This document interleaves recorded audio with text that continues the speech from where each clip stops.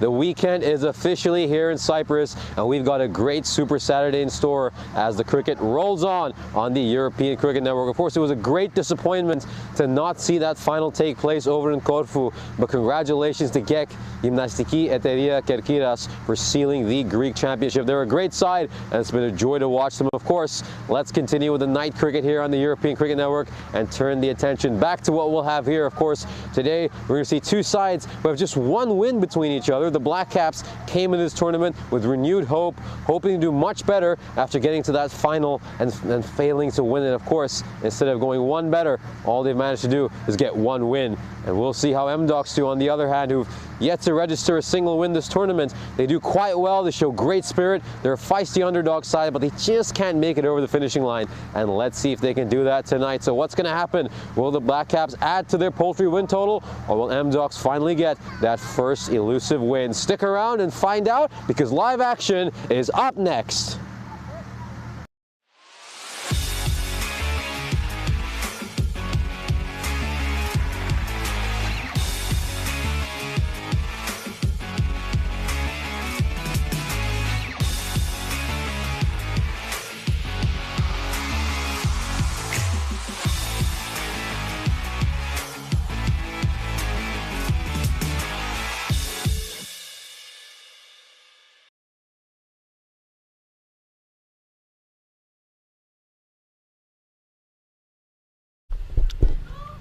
Welcome back to this Super Saturday of cricketing action here in Ipsanas.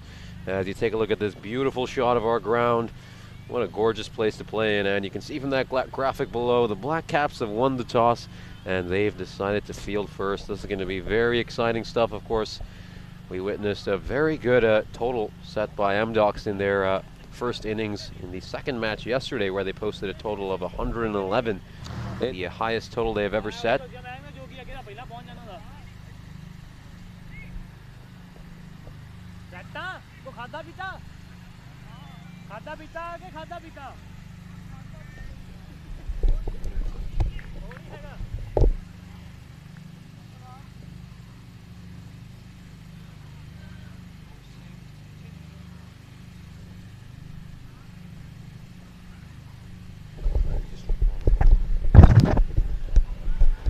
So there we are. We can see the two MDocs openers coming out to bat. Looks like it's going to be Shrikant Kominapelapu alongside Gaurav Sagwan. We've seen Shrikant just hold on to innings sometimes and batted a pretty decent strike rate. And of course, there's a look at Mr. Maximo's fantasy dashboard, and you can see Bhushan Bheti with just 4 points there. Of course, he's going to be playing just his second match, but if you're looking for a real steal, might consider Girdhar Singh. He's not played too many games, that's why he's at 162 points, but we saw him bowl very well yesterday, and he could be a nice little investment. And then looking at the Black Caps, Waqas Akhtar at 10.5, going with 1,034 points. He's had a bit of a dip in form, so it's going to be interesting to see how the fantasy shapes up from here on out, and also the game. Look forward to what we're going to see. And of course, I'm Nishchey Putt, once again with the great privilege of being joined with Dutch cricketer Clayton Floyd. Great to have you here, Clayton. Yeah, thanks. Lovely to be here with you today, or tonight. Looking forward to this contest here. Yeah, it looks like Umar Farouk is going to be bowling this first over. We've obviously seen that he's in a bit of a mixed bag these last few weeks. He's been pulled off some very special bowling performance, and he's got great talent, but he can be a little inconsistent sometimes. Which way will the pendulum swing here? Let's find out. It's the first ball. And it's going to be a wide ball to start off, and a little bit of a loosener. And that's wide to start off there. So Umar Farouk, we've often seen this as something you commented on. You feel that sometimes the first and last ball is something these bowlers are getting slightly wrong. Yeah, first and last ball are the most important for me. They set the tone for the over and for the rest of the innings. Yeah, this one just coming back into Shrikant. And it's a bit of a misfield by Gurwinder Singh. Will it go away for a boundary? Luckily it won't, because there just wasn't enough pace on that ball. And they'll come back for a couple of runs. Yeah, a bit of loose fielding to start off with. But we see a long on and a long off set, so he should be looking to target that 4th, 5th stump.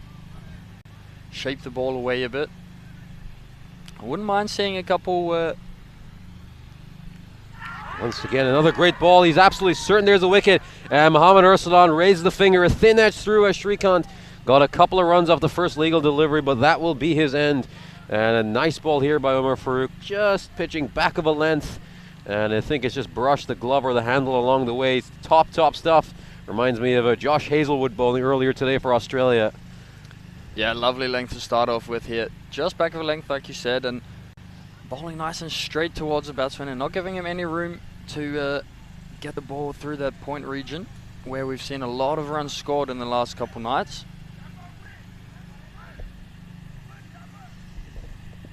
And we're going to see Vimal Kunduri come into bat. Of course, he top scored for MDocs last night. He led their charge very well with a solid 28. But he's going to look to up his strike rate a little bit in this innings and try to make some quick runs so that MDocs can get back to that total of above 100. And look at him, he's absolutely delighted, Umar Farooq. He's certainly turned it on these last few games, and he's now just adding that consistency to all the potential he has. And it's going to be a joy to watch him going up against Kunduri. This is going to be a very important battle in this game. And as Kunduri just gets his guard right and gets ready to face the first ball.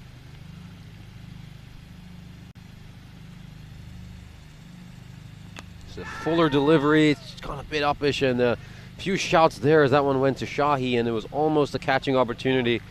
And in the end, Kunduri will very gladly scamper across for a single. Yeah, he'll be glad to get off the mark straight away and get rid of a bit of pressure that he might feel. And just a tidy start here for Umar Farooq.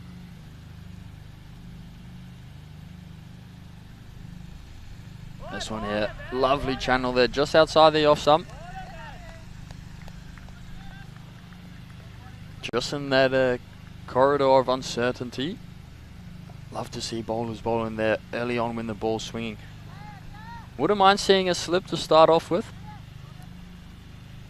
Yeah, that's certainly something you've often called for. It goes again, a fuller delivery, just seemed to move away a bit late, and Sagwan lost his balance, and it just beats the bat there. Yeah, we just see the opening batters here just pushing at that wide outside offline. Yeah, just another reason for a slip. Tell you what, if a nick goes past here through the first slip region, I might be having a word. That one's solidly cut there towards point, but fielder does a good job and tidies up. I think he should have gone to the keeper's end there. Kunduri was certainly running to the danger end, and I think Baum was just asking for the ball, but in the end it's just a single and a good first over for the Black Caps. Umar Farooq giving them that nice platform to start off. Of course, we know Qasim Anwar was previously their opening bowler, and Umar Farooq now got to play that role. As you take a look at both these sides, of course, it's very interesting to see how they'll shape up over here with the skipper Rajwinder Brar leading the Black Caps, and it's going to be Parminder Singh coming into bowl.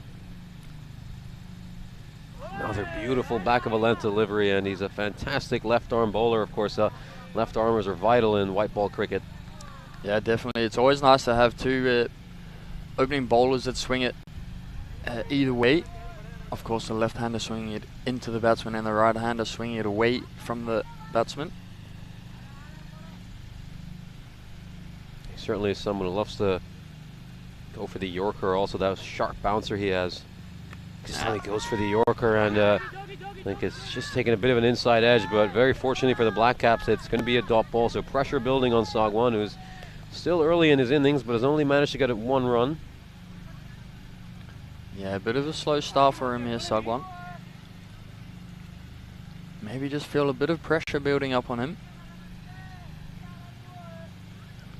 Of course, he's 1 off 5 already, and a few dots, especially in T10.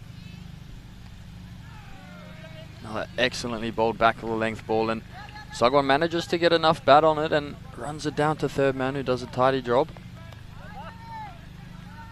Seen a much better start to the fielding than we did last night. Oh, certainly, especially in that second match. Both sides of fielding standards are pretty low. I think the Eagles did well in the first game, but I think it's the old adage that, you know, The opposition just seems to bring down everyone's standard, and MDOC are just appalling in both games. This one's very well struck by Vimal Kunduri behind points, and he's so good square of the wicket, and he shows us some there too. They're going to really need him to carry on as he picks up the first boundary for MDOCs. Yeah, this one just pitched a little bit too far outside the off stump, and it didn't come back into the batsman, and just kept going across him, and that's what gave him enough room there to be able to cut that through that backward point region where we've seen a lot of runs scored already in the last couple nights.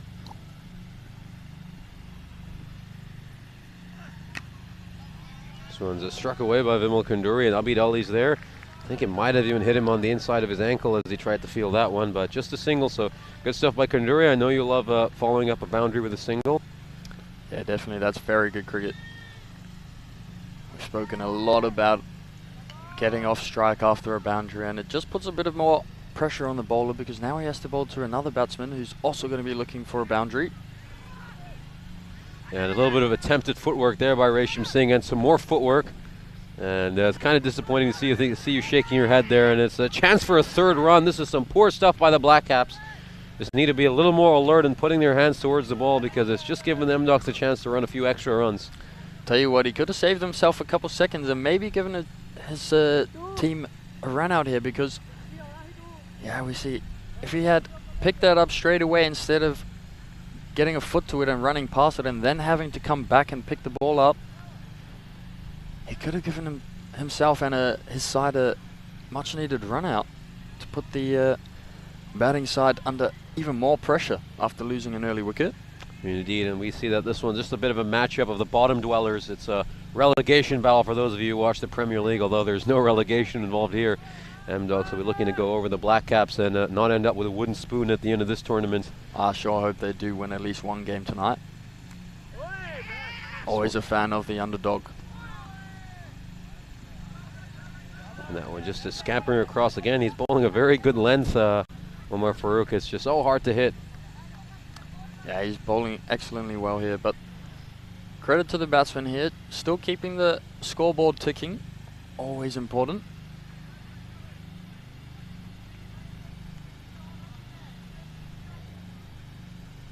And of course, he's got a long on and a deep third man, Omar Farooq, so maybe we could expect him to continue bowling at that slightly short back of a length. Yeah, certainly a fourth stump kind of line as well. Yeah, he's just straight too far towards the leg side and he's going to have to re-bowl that one, and MDOCs managed to steal a single there as well, so they'll get that wide and an extra run. Yeah, it's been very good running by them between the wickets to start off, and they're just keeping themselves alive in this innings by running between the wickets. Well, their hitting hasn't been that good so far, but their nice running is still keeping them in with a good chance. That run rate just a shade under 7. Another beautiful ball by Omar Farooq. It just gets it to come back in a distance, and Sagwan just looks all out at sea right now. Yeah, I think he might have just rolled his fingers over this one. Just a little bit of an off color. Trying to bring that ball back into the right-hander. Cramp him up for room so that he can't go to a favoured cut shot. This one again, not much room, but Sagwan manages to get it up and over the cover ring. And almost gets a 4, but the fielder does well there to reel it in. Yeah, nice work there by Shahi, of course, who's the new man who's come in for the Black Caps. Played his first couple of matches a few days ago, and boy, it was such a joy to talk to him as well. We had an interview with him, young man. He's a very talented cricketer, and it was nice to see his debut. He bowled spectacularly well in the first game, but then got a bit of a reality check in that second match. Let's see how he'll do here later today. This one's struck by Sagwan. It's going to be a one-handed effort for Abid Ali. He gets a hand to it. Maybe he could have backpedaled a little more and made it easier for himself, but Sagwan lives to fight another day, and is there a chance for overthrows? There certainly is. This is awful fielding by the Black Caps, who just need to switch on in the field a little bit. They've had some quality bowling, particularly by this man Farooq, who really doesn't deserve this. He deserves a lot better from his fielding unit. Yeah, we were just complimenting them on their start for their fielding, but this one they're just a little bit sloppy. Yeah, certainly the second mistake I've seen. There was that little bit of sloppiness out there with trying to play football during a cricket match, but let's see how they do here. This one's just struck away, gone upish, and this one's going straight to the M-Docs dugout. A bit of catching practice for his teammates. Sagwan finally connects on one much-needed boundary, and that's the injustice of being a bowler in this format. Just got one slightly wrong, Farouk, after bowling so well, and he made some room for himself and smacks it over backwards point for a 6. Yeah, I wouldn't really say that's a bad ball necessarily, but I would give more credit there to the batsman. He's, like you said, given himself some room to go over that backward point region, which he loves so much.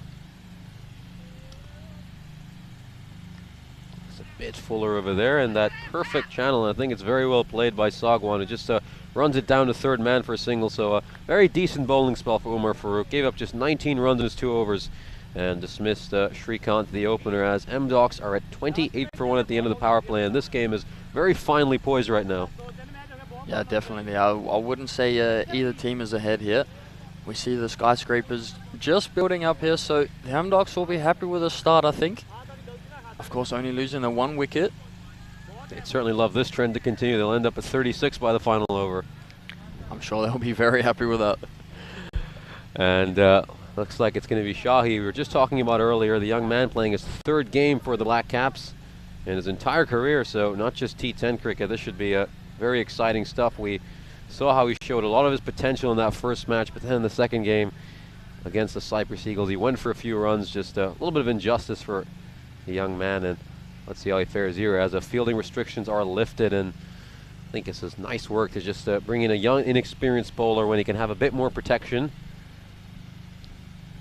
Yeah, he's got a long on cow, fine leg, third man, and deep backward point, and this one just starts a little bit wide, and Sagwan manages to find another boundary through that backward point region. Beautifully hit by Sagwan. There's actually a fair bit of protection there, but he's just drilled this one, and nobody's moved an inch. That's a beautiful shot. No, he's timed that superbly well. Did try overhit it and just use the pace of the bowler. Great stuff by Sagwan. Of course, he was at 1 for 5 to start off his innings, but since then he's going along very well. His strike rate now up at 150, so got off to a slow start, but he's picked it up since then. A little bit of head scratching here for the Black Caps. You see Rajwinder Brar, the captain himself, standing at point. That third man is just going a little finer. Yes, and of course, deep point moving now towards deep backward point. Yeah, a much better ball in response by Shahi. Just a little fuller of a good length, and it just misses that stump around that 4th stump line, and good comeback. Yeah, that's the channel you want to be bowling, especially here to Sagwan, who looks to give himself room. Of course, you see him already starting with his stance outside leg stump, so from there you can already tell where he's looking to hit the ball. There he advances this. Oh, manages to just avoid the outstretched hand of the keeper. Yeah, unfortunate stuff here. Sagwan just advancing down the crease, as he stated, and gets that thick outside edge, and he just saw that he was trying to pull his line. His head's going the other way, and that was always going to be a tough catch for Baum. And a little bit of misfortune for Shahi, and any young, inexperienced bowler needs plenty of it.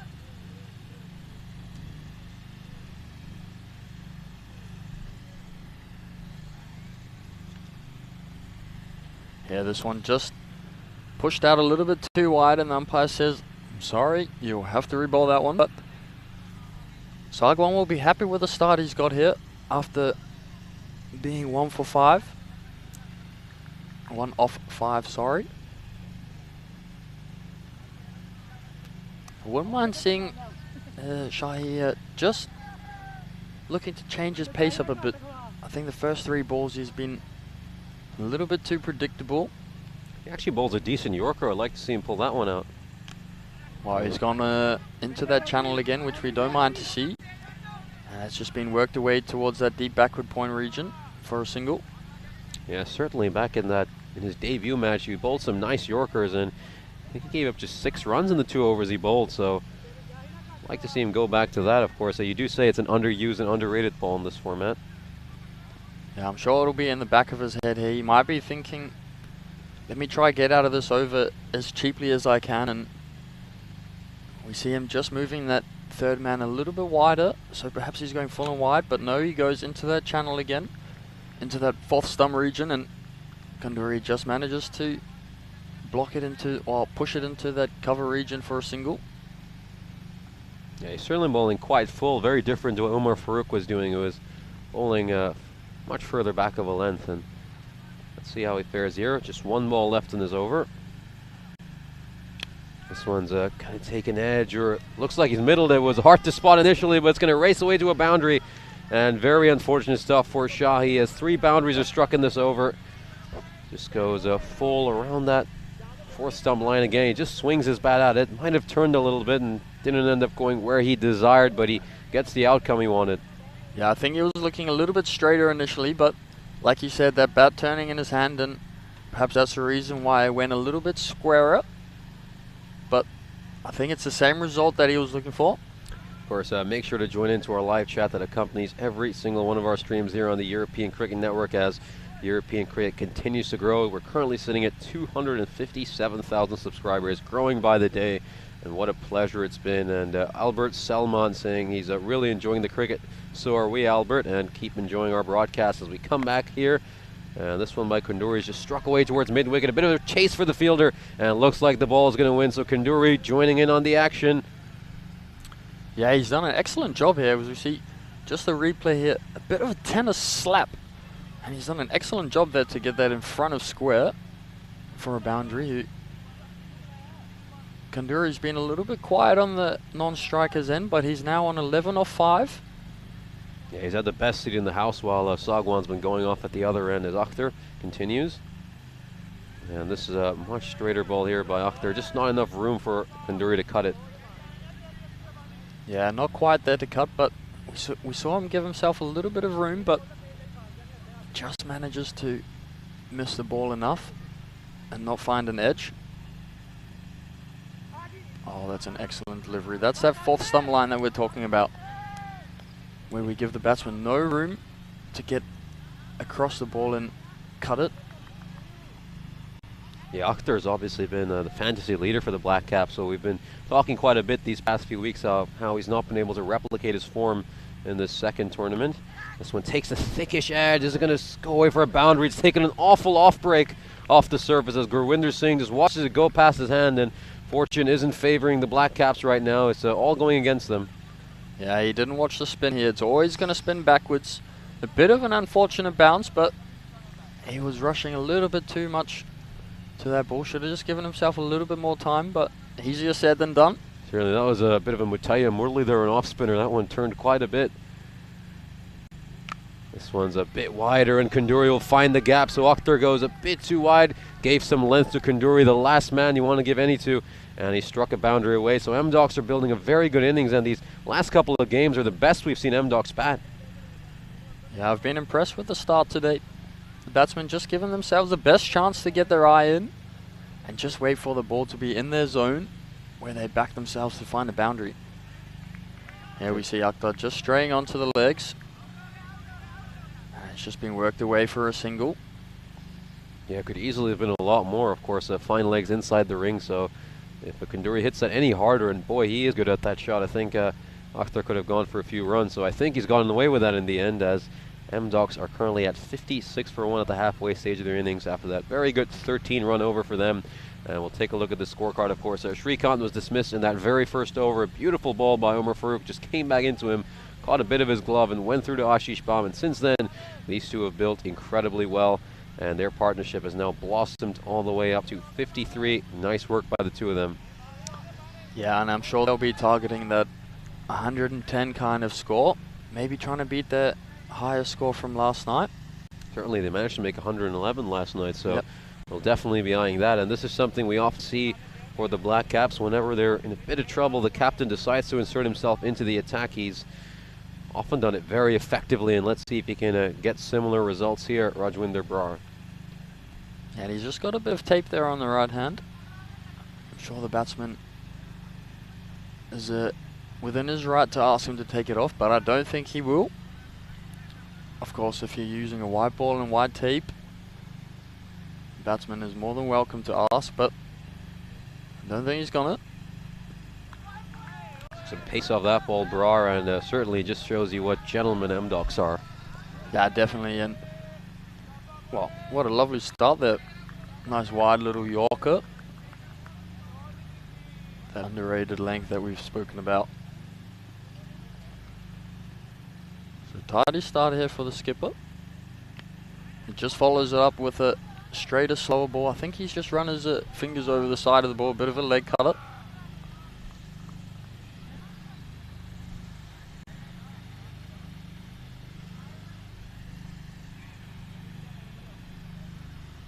Tidy start to the over, just a one off the two balls. Keeping Sagwan quiet.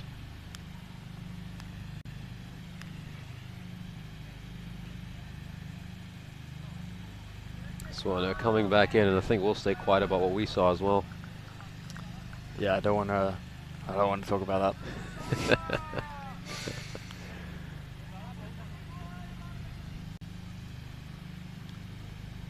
Tell you what, this is a very tidy start to this over. Just a one run coming off the first three balls as we see the fourth ball come in. And Sagwan manages to crunch it there towards long off. Just finding a single. Yeah, we were talking about how Berard just inserts himself into the attack when his side's in a bit of trouble, and he's done it very effectively here once again. It's a couple of runs off his first four balls, and I think he'll now look to get a wicket to really cap off this excellent over. Yeah, he'll be very happy with a wicket here, as will the Black Caps.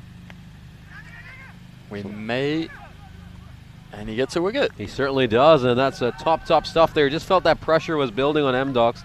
There was a night quiet over snuck in by him, and this one takes the top edge. Ball popping up, and that's one thing with Brar, of course. He's not the flashiest of bowler, doesn't bowl with the same pace as everyone else does, but keeps things simple, has the odd variation, and bowls stump to stump and gets his due reward. And that's the end of Vimal Kanduri, who was batting very well, going along at 21 of 12, and he's had a pretty decent start to his tournament, having made 134 runs of his first 7 games. Yeah, that's not too bad. That's not a bad start, like you said, but he's out, and that brings in a new batsman. Not sure who this is. That's a Hitesh Sidani coming in.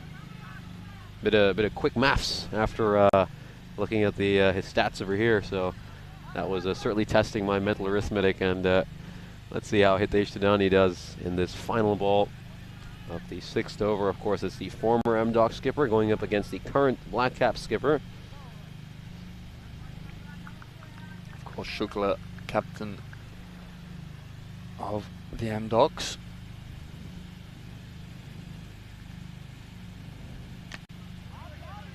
Yeah, this one's hit straight back to Brar, so top stuff by Rajwinder Brar. It's been a very good little start here by M-Docs. Their last few overs, every single one of them going at 14 or 15, but this one's a rare blip for them. Just 2 runs off this one and a wicket, so the captain's decision proves to have paid dividends, and he's really turned things around as that run rate has gone well below 10. Currently at just about 9.5, so good stuff by Brar, and shows you how just one over can turn the game around. As you can see from that bowling card, Brar, the pick of the bowlers, and Umar Farooq did a pretty decent job as well. It was a bit unfortunate that a few edges went for 4. Yeah, and like you said early on in the over, what worked for him there was keeping it simple, not trying to overcomplicate things, just trying to bowl the same line, bowl to his field, and he's shown the rest of the bowlers just how it needs to be done. As you see the start of the 7th over. They're going to push for 2 here. They certainly will, because a bit of a misfield by Parminder Singh, and allows them to come back for a second run. It wasn't the best throw in the world either, just made Ashish Baum go a bit too far to his right for his liking, but it's those little fine margins that make such a difference in cricket, and a couple more runs for M-Docs. Yeah, great cricket awareness here by these two in the middle. Just watching the fielder, and as soon as they see that ball pop out of the hand, they decide to go for that second.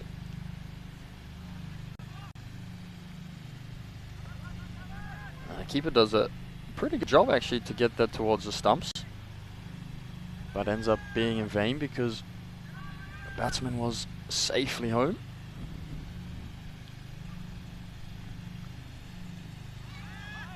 He's just fallen over a little bit here, as Akhtar I think his wrist just collapsed a little bit.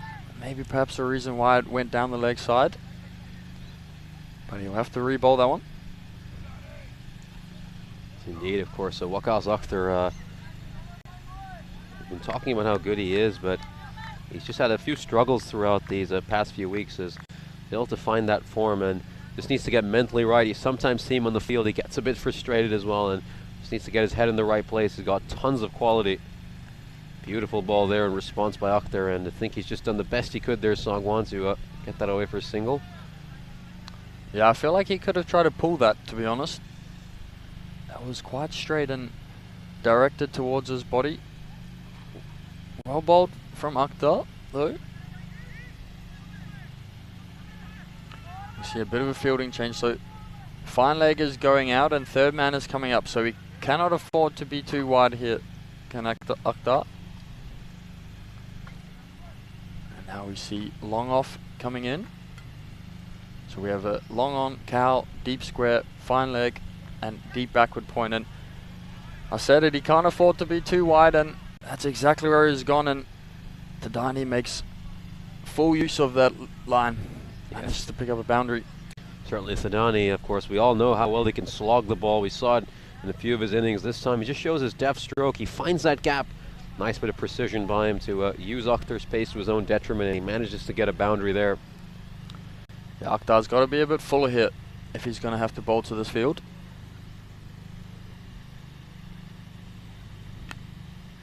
Just like that.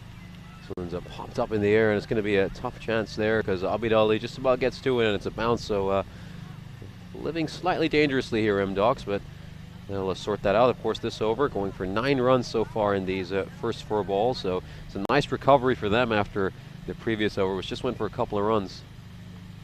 Yeah, very nice recovery.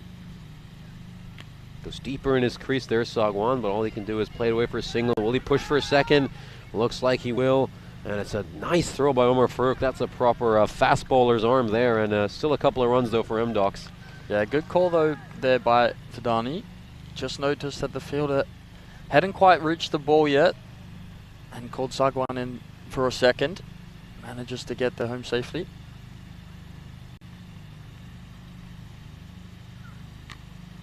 Excellent line. Absolutely no width there at all for Sagwan. So Akhtar can be finished with, oh, he can be happy with the finish there.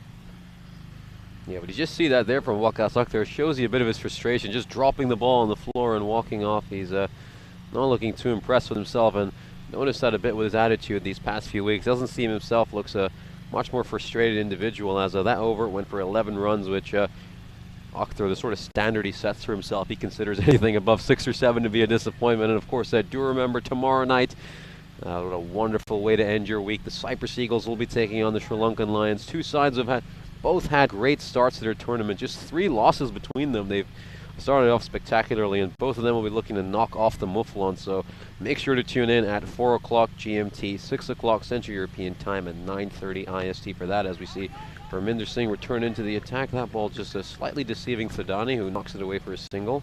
Yeah, looks like it just bounced a little bit more on him. More than he was expecting. But in the end, does a very good job to get a single still. Great start though from Singh. I love this length that he's looking to bowl.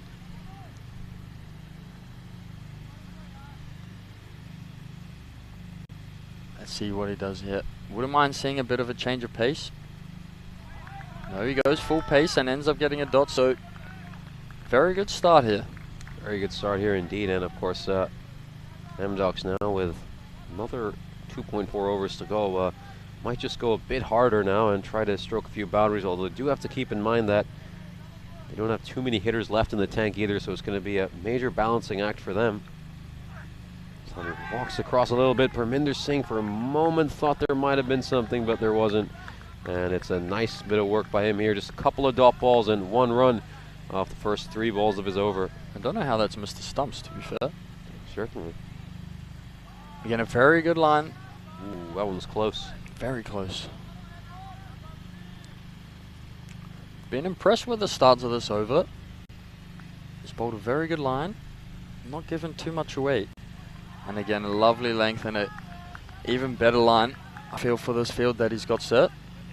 Of course, he's got a deep point. Yeah, covering the boundary. Yeah, this is good stuff by Parminder Singh, just showing us all his potential. Just 1 run of the first 4 balls, as we're starting to see Sagwan look a bit like he did earlier this innings when he was going up against Parminder Singh. And he still can't connect on this one either, so it's been 4 straight plays and misses for Sagwan. That's really not what you want to see in the death overs. I do like what he's done there though, Sagwan. He's just taken a step back and just taken a moment to reflect and speak to himself and say, maybe just keep your head, but still watch the ball onto the bat and keep it simple.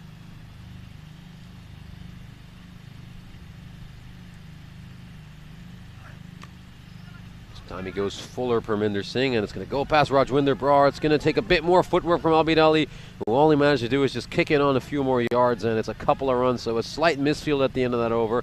Quite harsh on Parminder Singh, who deserved better, but that's still an excellent over. Just 3 runs off it. When do you ever say that about the 8th over? No, you can't say that very often, but I do have to say, I would like to see these fielders get down a bit more often and try use their hands. Not really a fan of the footwork. Yeah, they've certainly gone a bit obsessed with some of their footwork. As of course, we'll take a look at M-Dox's graph. It's just flattened a little bit since that Kanduri wicket. Rajwinder Brar had the effect he desired. He inserted himself in to just try to stem the tide. And it's been very good stuff, because since then, they've only managed to get 16 runs, I believe, of the last 3 overs. Yeah, it's been a very good comeback there from the Black Caps after a bit of an explosive start to the innings. This one's struck away by Hitesh Thadani as Shahi comes back in the attack, but he plays it straight to Akhtar at long on, and it's just a single. So good stuff for the Black Caps. We're at that stage of the innings now where anything that isn't a boundary is a win for the Black Caps. Yeah, certainly they'll be happy with anything that is not a boundary, like you said. And this over going for a very good start from Shahi.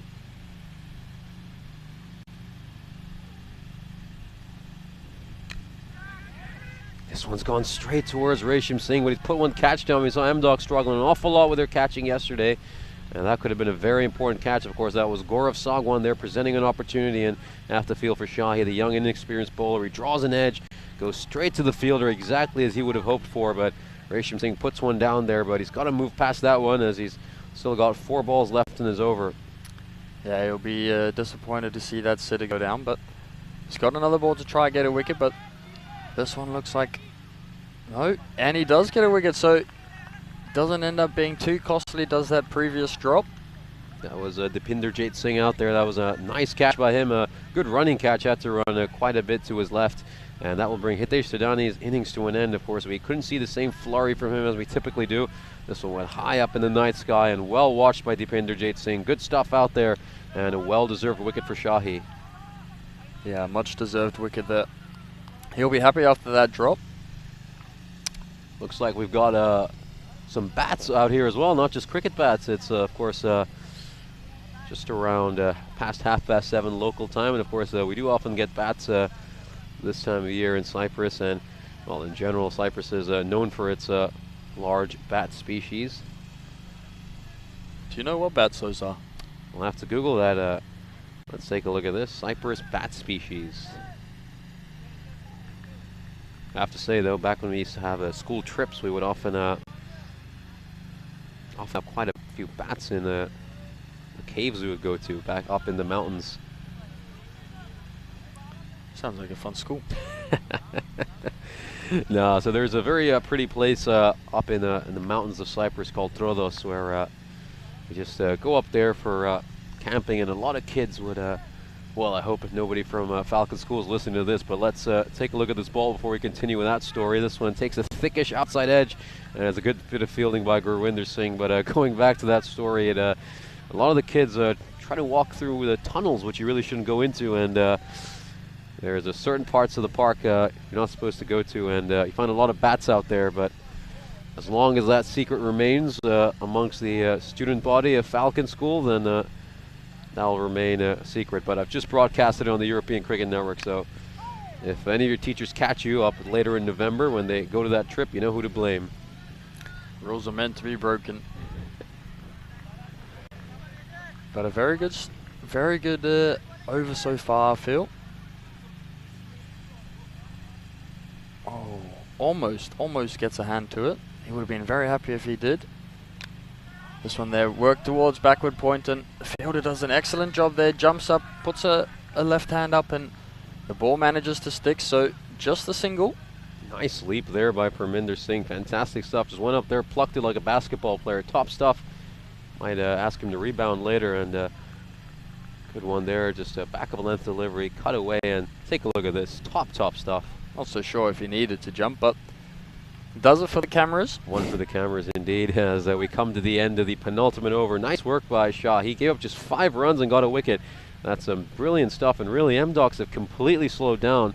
They've come to a grinding halt after a brilliant first 6 overs, but since Kanduri's departed, look at where their projected has fallen to, all the way down to 86. They were at that stage predicted to go at just around the 115 mark, so it's been an excellent recovery act by the Black Caps, and that Kanduri wicket proving to be extremely costly to the M-Docs cause. And there's the man who got that wicket. Rajwinder Brar is going to bowl this final over. Yeah, he'll be hoping to replicate that first over of his. He was excellent in that first over. He, for me, was the reason that the M-Docs just got restricted a bit. Perhaps that's why they started slowing down. Put a bit of extra pressure on with his tidy lines and lengths. Starts off again with a very good line and manages to find another wicket. And he hits it straight to the man who bowled that brilliant penultimate over. The first ever catch for Arjun Shah. Congratulations, young man. Great moment for him. Saurabh Pungal came in, tried to just swing his bat at one, and he's hit it straight to the fielder. So everything's working just according to plan for the Black Caps right now, and it's slightly falling apart from the M-Docs end. And of course, just going back to that bat conversation, of course, do remember we're not too far from Egypt, so we do get quite a few Egyptian fruit bats over here as well. And of course, most of the other bat species in Cyprus feeding on insects, and just showing Clayton a look at some of the bats you can expect to see around here. I do hope it is a fruit bat. Not in the mood to be bitten. And got the lesser horseshoe bat as well. Don't want to say the Latin name of that. Rhinolopus hipposideros. That is a mouthful.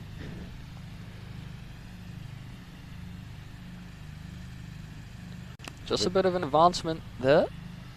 That's Avinash Rane coming in, and he'll just get off the mark and go to the other end. And he's done the right thing here. It's going to be up to Sagwan, and needs to get them to above 85 or at least to 90. It's very disappointing for M-Docs' point of view. They were going along very nicely at 58 during the halfway stage of this innings, but since then, they only managed to get to 77 in the next 4 overs. This one's popped up in the air. This is certainly going to go the distance, and that will just hit the base of the camera tower. Top stuff by Sagwan, recognizing the need for a big boundary, and he finally belts one. It's been a long wait for a boundary for M-Docs. It's the first one they've managed to hit in almost 2.5 overs. Yeah, perhaps he heard you. They definitely needed that boundary to the M-Docs, but have to give credit to the batsman. He's done an excellent job there to get that over the ropes. Just 1 shot away from a half century now, Sagwan.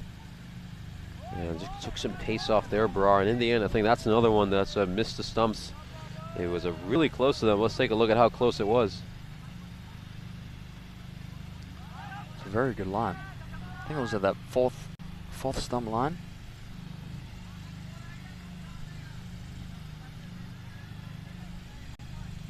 Here we are. Cannot have missed by too much. Oh, 1 stump. An extra set of stumps. Could have had a wicket. Very similar line. And this one's brilliantly played, but he finds that little gap there towards extra cover, but isn't quite able to beat the fielder. Just couldn't quite strike it hard enough, and Abid Ali managed to get around to it. And it's good stuff though by Sagwan. Managed to get a couple runs there, and got 1 ball left in this innings. Can he just end it with a flurry, get 1 more boundary to elevate his side to that 90 mark and get to a half century? This one's clubbed. It's going towards Shah. He will take another catch. 2 catches in an over for him, as Sagwan very unfortunately ends up stranded on 48, and M-Docs aren't quite able to crack that 90 mark. It was a fantastic comeback by the Black Caps. A brilliant fight bike led by this man, the skipper himself, Rajwinder Brar, who's bowled another brilliant over. Just 9 runs and 2 wickets off the final over, as M-Docs were at 56 for 1 at the halfway stage of the innings, but end up at just 86. Great comeback by the Black Caps. Yeah, excellent comeback, and Brar definitely the pick of the bowlers there. Just showing the rest of his teammates that sometimes all you need to do is just keep it simple, bowl to a plan. Yeah, as we'll take a look at the highlights of this innings, of course, great stuff there by Umar Farouk. He came into bowl and bowled spectacularly. Just saw that wicket he got at Freakant, and this is some great, excellent stuff. You can see what Sagwan, of course, would eventually join in on the action. Of course, he started off very slowly at 1 for 5, but once he got going after being paired with Vimal Kanduri, those two were going along excellently. They managed to get M-Docs to 56 for 1 at the halfway stage of the innings, thanks to some clean shots they were playing. They played some beautiful cricketing shots and also had a bit of good fortune. Yeah, that one just narrowly avoiding the outstretched hand of the keeper. Lovely flying dive. Couldn't quite get that. Certainly, just saw the bat just slightly turn there in Sagwan's hand. Didn't quite go where he wanted to, but got the result he wanted. And this would be a pretty expensive first over for Shahi. And then this was a fantastic one. A bit of a tennis shot, as you stated earlier on commentary. Yeah, a bit of a tennis slap, but same result as a normal pull shot. So, and again, another cut shot. We saw quite a few runs again through that backward point region. Nasty off break there. An off spinner, I think a lot of bowlers will be glad. And there we go. Akhtar just gave a bit too much width there to Vimal Kanduri, and he managed to strike that away. Then this man, Rajwinder Brar, the captain, would insert himself into the attack, and that would prove to be the best decision of this game, as that was a huge turning point. Vimal Kanduri departing on 21 of 13, and things just never quite recovered from M-Docs from there. They really pegged them back, the Black Caps. They only had one good over, that 11-run over, and that you saw that catch put down by Resham Singh, of course. Shahi bowling the penultimate over. This one just hung up there in the air. It was a catching opportunity for Dipinderjit Singh, and he took it very well. Thadani had to depart, having made just 7 runs of 6 deliveries, and good work would continue for young Shahi as he'd get hit for a boundary. Well, wasn't it for a boundary there? That was some brilliant work by Parminder Singh, but couldn't quite catch that one there. And there it was, the great bit of work by Shahi. Managed to take 2 catches in that final over. Rajwinder Brar doing an excellent job in that final over, giving up just 9 runs and taking a couple of wickets. This one was a beautiful 6 by Gaurav Sagwan. He desperately needed it. That helped him move on to 46. He'd get a couple more runs, move on to 48, but on the last ball of the innings, he just hit one up in the air, and he'd be stranded on 48, as we'd see. Caught Arjun Shahi, bowled Rajwinder Brar for the second time this game, as Brar picked up 3 wickets, led that Black Caps fight back, and ended up with figures of 3 for 11 in his 2 overs. M-Docs managing to make just 30 runs in the second half of the innings. Great stuff by the Black Caps. And will they carry that momentum from the second half of the innings into their own chase? We'll find out, because they've managed to restrict M-Docs to just 86.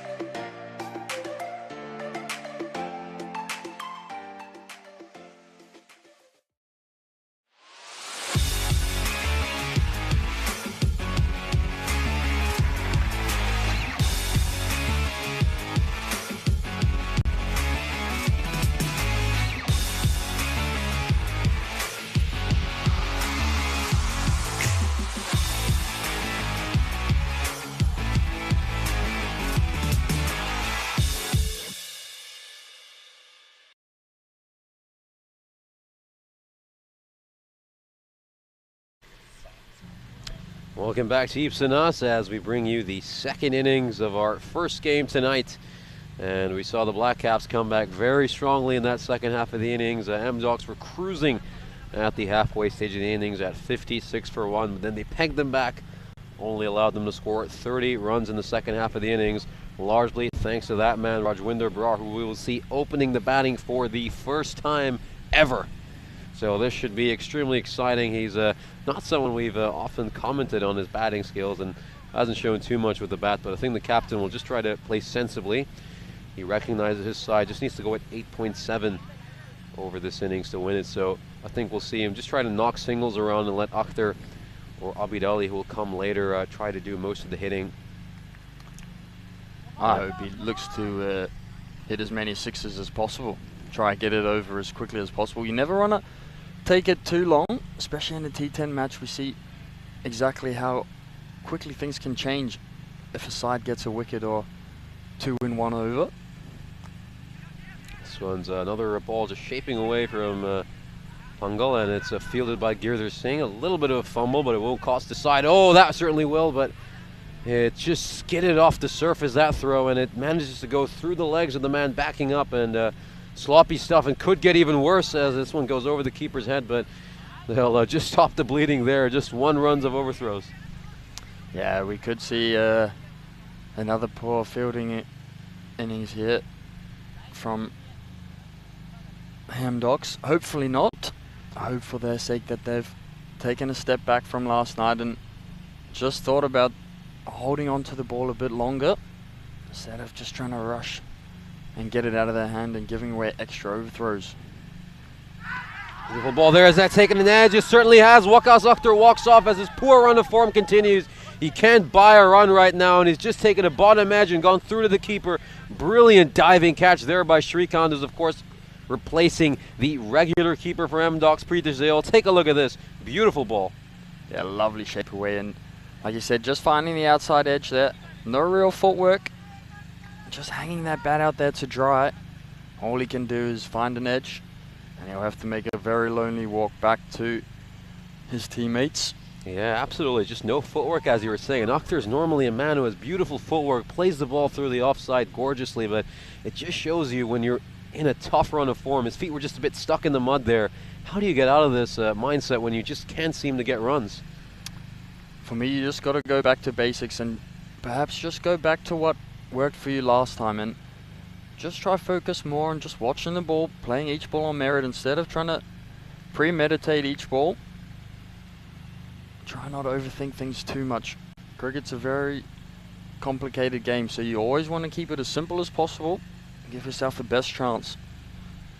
Yeah, it's been a very tough start to this tournament for Waqas Akhtar. He was magnificent in the previous tournament, among the top 3 run getters. He was on form, hit some brilliant half centuries, but he's come into this tournament and he just doesn't look himself. He's been a bit tentative. Wonder if a change in opening partner is affecting him. Hard to say, but it's also hampered his bowling a lot, and it just doesn't seem himself these first couple of weeks of the tournament. And it's going to be Abid Ali, I think, coming in at the other end. Fantastic batsman. You talk about form, this man's in brilliant form. We saw him hit a brilliant 48 a few nights ago, and we saw how well he played the ball through third man in that partnership with Kulwinder Singh against the Sri Lankan Lions. Let's see how he does here. That's another ball just moving away, and that one's a wide, so he just needs to start a little closer to the off stump.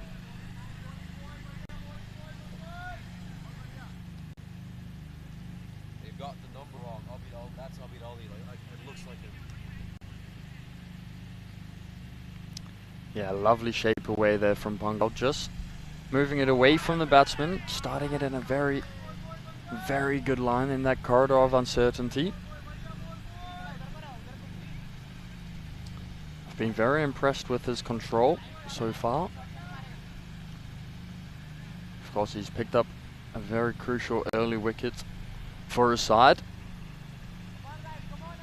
He'll be hoping to maybe pick up another one. And again, just staying inside that wide line.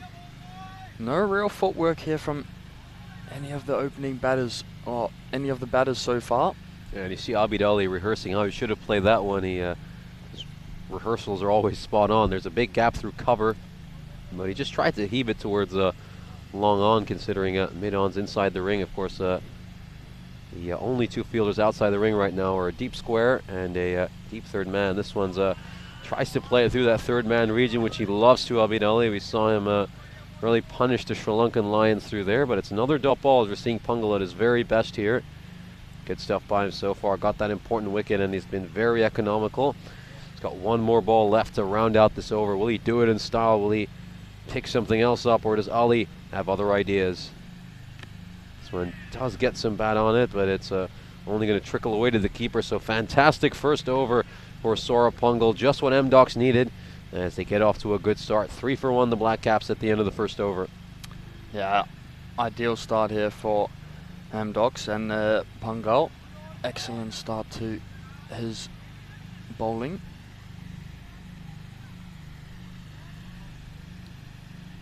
Abid Ali yet to get off the mark.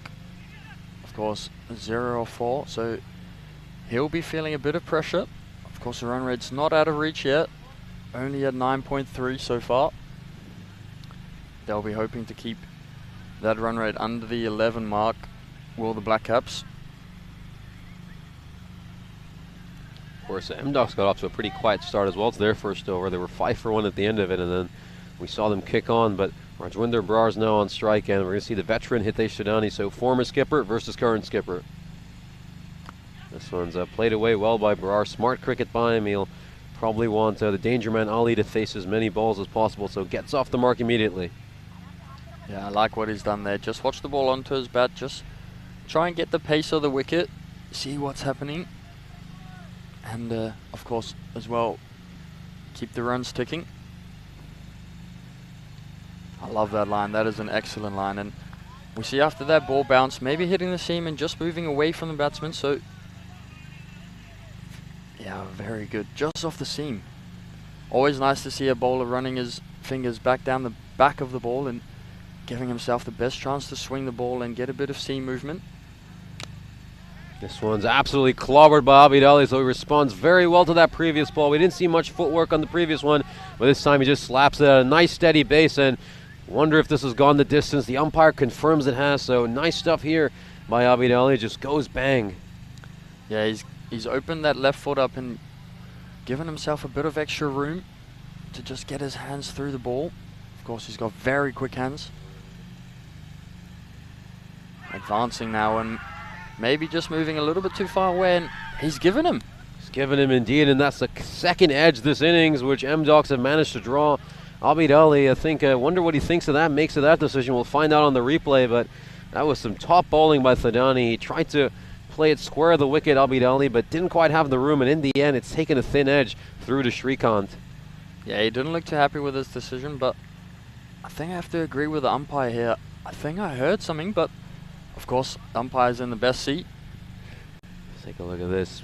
That's a brilliant ball by Thadani. Just bamboozles Abid Ali there, and he's absolutely pleading to the umpire, please give that one out. He knows how important a wicket that is, so M-Docs get 2 of the most important wickets in this Black Caps order, having given up just 10 runs, so I think some serious alarm bells will be ringing for Black Caps right now, and they're going to have to find these runs from much more inexperienced batsman, but the classy Ashish Baum comes in to bat, the wicketkeeper, and he'll just block that one out. And a bit of aggression there by Thadani. Just when we want to see a side that stays on top, imposes himself on the Black Caps.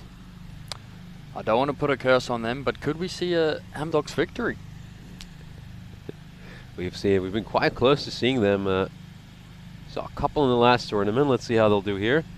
This one's takes some pace off that ball. It goes towards Sagwan, and that will be just the 1 run. I'm just having a laugh here at the umpire. Just see the batsman just checking to see if the umpire is still awake, hitting it straight back at him. Good reflexes though. Does a good job to get out of the way. And a very tidy start. 11 for 2 off 2. So still 1 over to go in this power play. And we'll take a look at these standings. Of course, we've iterated this point before. This is the matchup between the bottom dwellers and Both these sides are really looking to go one above each other. M-Docs, we've seen them play with some great spirit. They've come so close to victory so often, but haven't quite been able to attain it. And we saw them at the end of the previous tournament. They got just 2 wins, but they were saying, well, we could easily have gotten a lot more. We just need to find the way to close games. And we saw them guilty of that yesterday. They were in a good position to win, let that one slip out of their hands, and probably done that for the umpteenth time. Will they finally manage to close out a game here? Well, let's find out. It's a beautiful swing bowler, Prince Rai, coming into bowl. It's been a long wait to see him, and this ball just moving away for Ashish Bam. And Prince Rai hasn't played much this tournament. We saw him come in midway through the previous tournament, and love to see this man bowl the second over, accompanying Saurabh Pungal. He can swing it both ways. A fantastic bowler to watch. Yeah, see a bit of outswing. Moving away from the batter. Look where he's ended up. He's a long way outside that leg stump. And with the ball moving away from him, he's not giving himself the best chance. So I wouldn't mind seeing him start more on that off stump. Try to give himself the best chance to get in line with the ball. There he advances, maybe to try cut out the swing, but only ends up getting a single towards cover. Yeah, he ends up with a low full toss there, and I think he'll be a bit disappointed to have missed out. He just practices that stroke more aggressively this time around, and it's going to be a big reconstruction job for these two. This one's another low full toss that's looks like it's only going to go for a single. So Prince Rai getting away with a couple of mistakes here. Yeah, he got a bit lucky on this one. Perhaps Bra just thinking, I'll take a wicket over, I'll take a single over a wicket and not give myself away too easily. And another full toss, and he gets away again. Yeah, very poor batting by the Black Caps, and I think it just shows you some of the concerns with the side's balance. They, outside of a couple batsmen, they can't take advantage of these. Imagine if Abid Ali was there, he'd be wishing he'd gotten some of these balls during his innings, but instead he got kicking himself there on the sideline. This one's just slightly over-pitched by Prince Rai, and nice getaway there as well. So not the most confident batting by the Black Caps this innings. I don't think Prince Rai has bowled as well as he typically does, but he somehow still had 3 runs off his first 5 balls. Yeah, I'm not so sure how he managed to get away with just the 3, but he'll take it. And that will be the end of the over. So the Black Caps sitting at 14 for 2 at the end of the power play. Very, very bad start for them. Get constructing buildings. They're barely putting together tents. Looks like a podium to me. We're going to see Avinash Rane come in to bowl this 4th over. Of course, he was someone we labeled as a sort of an off-spinner, medium pacer hybrid yesterday. Yeah, very slingy action. Doesn't look to turn the ball or get much off the pitch. Just tries to rush a batsman. Of course, we see the keeper not even standing up to the stump, so we can't really call him a spinner. And this one just opened the face of the bat there, and it's taken another nasty off break. We see another fielder slightly overrun it as Clayton's a little bit disappointed in the commentary box, and that goes away for a boundary. Just the first 4 of the innings for the Black Caps. Yeah, I'm shaking my head here. Spoke about it. I think it might have been him that I spoke to earlier about the spin. When a batsman plays a cut shot, it's always going to be spinning towards third man, and he never gave himself a good chance there. Yeah, that's not the first time we've seen Bam fail to play that shot, as Rane follows up that boundary with a dot ball. Yeah, lovely line.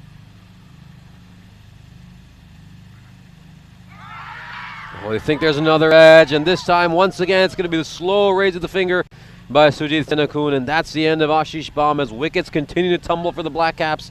They're down to 18 for 3, a horror start for them, and this just continues to get better for M-Docs, who feel like they're living in a dream. And again, it's that line. We've seen all the batsmen just staying a bit leg side of the ball, perhaps trying to hit everything towards the leg side. But good cricket awareness from the bowlers and a very good catch from the keeper. Very good catch indeed, and it's not often we see 3 catches by the wicketkeeper during the start of a T10 match here in Cyprus. A lot of keepers might not even get 3 catches the whole tournament, but he's managed to get them all in the space of 3.3 overs as Resham Singh comes into bat. He loves to hack across the line, and don't worry about him. He's not going to look to hang around. He'll try to just smack it. As of course the run rate's now at above 10.5, so they desperately need some of his boundaries.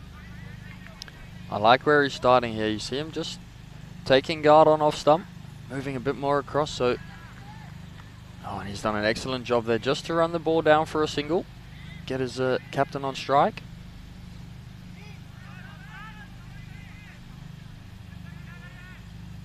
Of course, we see those bright green pads again. Certainly seen this be a very popular pair of pads amongst the Black Caps. Ola used to wear them back when he was playing with the Black Caps in the previous tournament.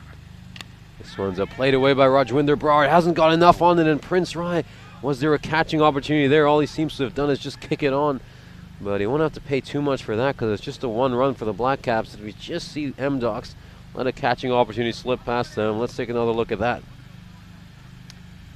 Yeah, I feel like he never really got that. He's going to take another edge, but fortunately for him, he'll take a bounce before going to Vimal Kanduri, and he could be run out here. If there was a direct hit, he was in serious trouble, but he's somehow going to get a run anyway by hook or by crook. That one's an overthrow, and it's gone away towards mid-wicket, so that throw just startling Pungal a little bit. It was backing up at mid-wicket. Yeah, I don't even think it needed to be a direct hit. I think the keeper just needed to get it into his gloves and take the bails off. We could have seen a run out.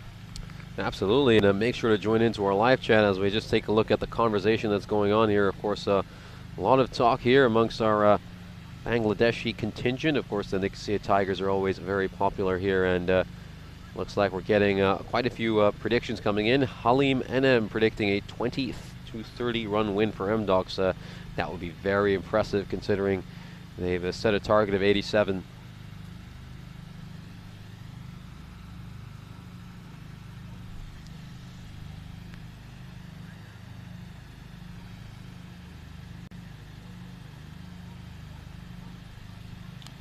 Great start to the over there. Just bowling that very full length outside off stump. Singh managing just to get a single towards square leg.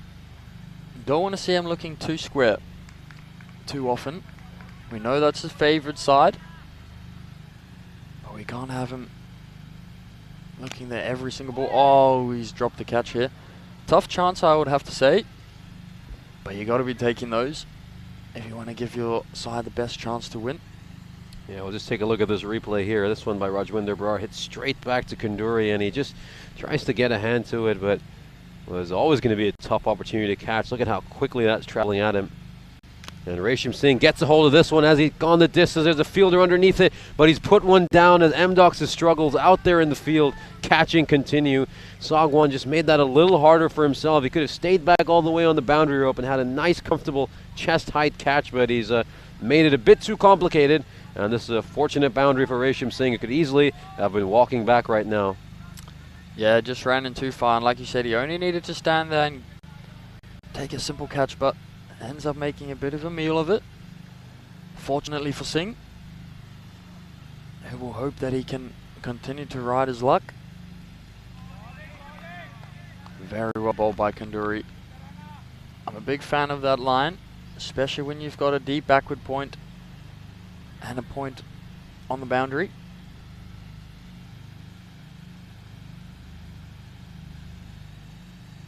And again, same line, same result, another dot. Singh just staying a bit leg side of the ball. Perhaps trying to overhit it.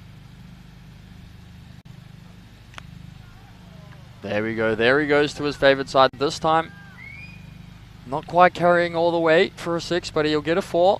And this is his favourite side of the field. Just trying to flick it over that mid-wicket region. Yeah, you can't bowl that full to Resham Singh, and you've got to bowl a bit back of a length to him. He struggles to hit anything that isn't full. We've seen Lakhwinder Singh, or the Cyprus Muffalons, dismiss him a good 4 times, just bowling back of a length and at the stumps, and he's clean bowled him on numerous occasions as the Black Caps come to the halfway stage of the innings at 31 for 3. Pretty much a reversal of M-Docs, who only managed to make 30 runs in the second half of their innings. As we take a look at that scorecard, Shrikant's been a very busy man behind the stumps, And you'll want those edges to keep coming as the Black Caps just can't get any partnership going. That's all they need, a partnership. Biggest one they've had so far is the current one, which is at 13 runs. Yeah, you're never really going to chase down big scores if you aren't building big partnerships. Of course, all it takes in a T10 game is one partnership and one batsman to make a score of 40 plus. Of course, you feel like a 40 in a T10 game is more like an 80. This one perhaps starting a bit too wide, and yes, the umpire agrees, he's given it a wide. Certainly, we saw Prince Rai give up just 3 runs in his first over. I think that was the first time I've ever seen the bowlers have a little bit of justice in T10 cricket. He got away with quite a few bad balls in that one, and I think he's bowled another wide here, so he's just making up for that good fortune he had in the previous over by giving a couple freebies to the Black Caps. Yeah, a bit of a poor start. He'll be hoping that he can bring it in, but I do like that he's still swinging the ball. Look at that shape. Beautiful. Very nice shape. We see his hand coming back down the seam of the ball, nice and straight, and that's the reason why he's getting such lovely late outswing. Proving to be difficult for Bra.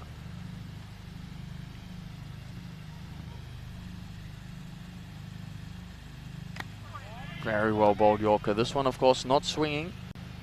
Perhaps he bowled it cross seam. Yeah, good Yorker there by Prince Rai, just mixing it up nicely, and he's been very hard to get away for the Black Caps. Now we'll see Resham Singh come into bowl. It's just he's just walked across a little further now. Yeah, I wouldn't mind to see Rai here bowl another Yorker, which he does, and executes it very well. Executes it very well indeed, and this is just what MDocs want them to do, just knocking around singles and not being too threatening. And they'll certainly want Brar to face as many balls as possible here. The captain isn't known for being a major hitter. And that's another full toss, and will he get away with another full toss? Prince Rai, you've seen him bowl a good 4 full tosses. Not a single one has been struck for more than a run. It's going to be a couple this time, so this is probably the most punishment he's received for any of his full tosses. Yeah, he's been very lucky tonight. Not often that we see a bowler get lucky in T10. More often than not, it's a batsman who get lucky. It is about his game. Good to see some honesty from a dangerous batsman, and this one's another full toss he'll get away with. And this one's struck straight to Vinod Savant, so he's getting away with it. He really seemed to have kissed a few rabbits' feet, or maybe found a pot of gold at the end of a rainbow. Yeah, perhaps, but I don't know what he's done, but I wouldn't mind some of his luck.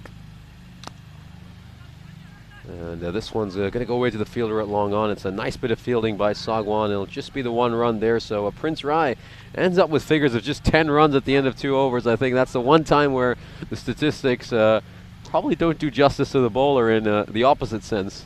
Yeah, definitely. Usually we see it going the other way.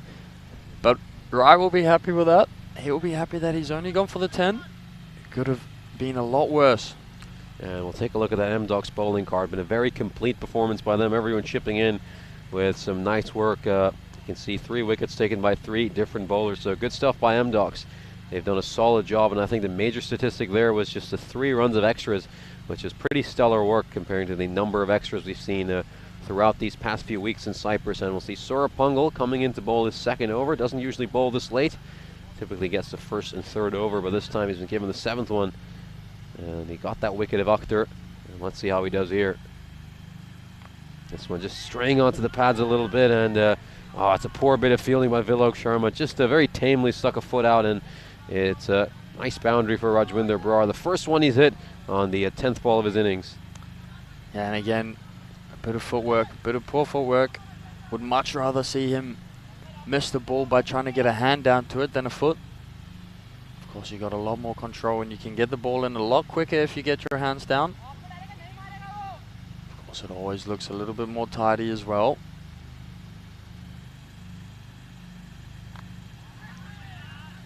This one's just made some room for himself there, Brar, and he plays it down the 3rd man for single. And there's Girdhar Singh, who, funny enough, we haven't seen bowl whatsoever this innings. We were shows you really shouldn't trust me for any fantasy advice, so I recommended him as a bit of a steal because he bowled pretty well yesterday, but hasn't been given a chance to bowl here. Yeah, you can't always do it. Really well bowled. This one's gone high up in the air. It might have collected some stardust on the way down, and Pungal takes it on the second attempt. A little bit of a juggle, and that's the end of Resham Singh's innings. Nice work there. Pungal is absolutely delighted, and wickets continuing to tumble for the Black Caps. Their biggest partnership coming to an end now, as Resham Singh has to depart, having made just 12 runs. A good catch there by Amdocs, who've finally taken a catch from anyone other than the keeper. Yeah. They've been a little bit better. Of course, it's not very hard to be better than they were last night. Certainly not. I think Jawad Shah had a good 5 catches dropped last night, and that ended up costing them the game. Take a look at this one. Tried that attempted helicopter shot again, but all he could do was propel it into the night sky, straight up and down. And Saurabh Pungal took that one. He'll be delighted with himself. A well-deserved wicket for him. And the second one he's taken tonight. Good stuff for him, as now we're really seeing the lack of depth of the Black Caps exposed. As we see Parminder Singh coming in at number 6. I have to say he looks a bit too far high up the order here at 6, but let's see what he can do. Of course, we've seen strange things before in cricket, and we might witness some more strange things, as the Black Caps will need 44 runs of the next 21 balls. Yeah, they've just left it a little bit too late here. Not been aggressive enough for a T10 match. Perhaps more of a T20 start to an innings. This would certainly be a big accomplishment for M-Docs, because regardless of how the Black Caps are going right now, they are still the second place side from the previous tournament. And this one's just pushed away by Parminder Singh, where it's Vinod Savant managed to collect that one. Yeah, we see him using his hands at least this time, so getting his body behind the ball, making sure it doesn't get past him. It's come down to the skipper. He's going to have to play a captain's knock. Let's see if he can do it. 20 balls to go, 43 needed to win. He decides to hit a big one, but all he's done is hit it straight to Sagwan, who puts down his second catch of the night. While some of those fielders for M-Docs, it seems like they've gone on and indulged in some greasy food before coming here, as they really can't take anything. Perhaps a bit of butter still on the fingers. Yeah, straight in and out. Bit of hard hands. Well bowled. No real footwork from Singh. Yeah, I do have to feel for Singh. He's really not in the situation he should be. A bit like a fish out of water at this stage at number 6, as we come to the end of the 7th over, and another excellent over for Saurabh Pungal. Gave up just 7 runs and got that all-important wicket of probably the last hitter in the Black Caps order, Resham Singh, and it's going to be quite a task for the Black Caps, trying to find a way to get 14 and over in the remaining 3, with one would argue some less accomplished batsmen. Yeah, they've not done themselves any favours, have the top order batsmen for the Black Caps. Couple soft dismissals. I'm sure they'll be kicking themselves. But credit where credit is due. The bowlers have done an extraordinary job tonight. Bowled lovely lines and lengths. And bowled to their field, more importantly. Another full toss. Perhaps this one is going to go, and it does. Yeah, just got that one slightly wrong there, Ravinash Rane. And is there still some hope here as the captain tries to battle it out? Rane managed to strike one away from here, and we've seen the Black Caps not punish M-Docs for some of these full tosses. Good to see one punish there from the Black Caps' point of view. And they just found that gap there, Rajwinder Brar, and he knows what a big task he has at hand as he just takes a look at the field. And notice Rane, he has a man just in front of square out deep, and a long off, a long on, a deep third man. This one's just chipped up, but it's going to go towards Prince Riot cover, and just a single there. And again, another really well bowled Yorker. Wouldn't mind seeing 4 more of those Yorkers. Of course, M-Docs are, well, for a moment we thought they'd keep 5 men in the ring, but let's see if they persist with that. Looks like they are, so 5 men inside the ring for M-Docs. Shows you that they have a little bit of aggression here. This one's played away by Parminder Singh towards Rahul Shukla, and it's just going to be a single for him as, of course, the captain kept himself inside the ring. He pondered the possibility of going out, and turns out to be a good decision. Yeah, good decision indeed. Amdocs will be happy with just these singles and dots. Run rate starting to creep up, currently at 13.8. So a boundary is needed here. Brad does his best to try find a boundary off another well-bowled full delivery, but only ends up finding a single.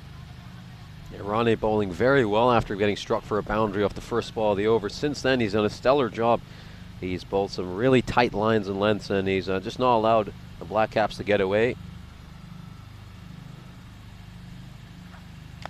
This one's going to be struck by Parminder Singh. Might be a little bit of a chase here for Prince Ryan. A little bit disappointing there. He could have used his hands, but went for some footwork and could be a chance for a run out, but it's not the best throw either, so some slightly ordinary fielding from the M-Docs there allow the Black Caps to come back for a second run. Yeah, definitely some more footwork. And I think in response to that, they've now just sent Prince Rai all the way back towards the boundary rope, so just the 4 men inside the ring now. Yeah, I think that's a great idea, especially towards the back end of over. When you've had a very good start, you always want to make sure you protect the end of the over and try to stop a boundary and slow down any momentum that might be going into the next. So very good captaincy. And a good over again for M-Docs, just 9 off it, which will do them a world of good at this stage, because the Black Caps have to go at over 16 and over. And these next two, it's going to be quite a task for them, and doesn't seem like we really fancy them to get it from this stage. And neither of these batsmen showing much firepower. As we take a look at that graph, it just continues to plummet below the M-Docs, and I don't think it's going to finish anywhere near where the M-Docs ended up at this stage. So that prediction of a potential 20-30 run win for M-Docs might even have a chance, although 30 can certainly be ruled out.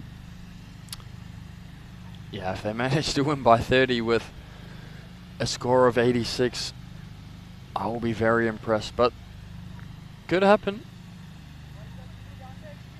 In comes Vimal Kanduri, and he's just going to momentarily pause as just see one of the fielders still getting set. As let's see how he continues here.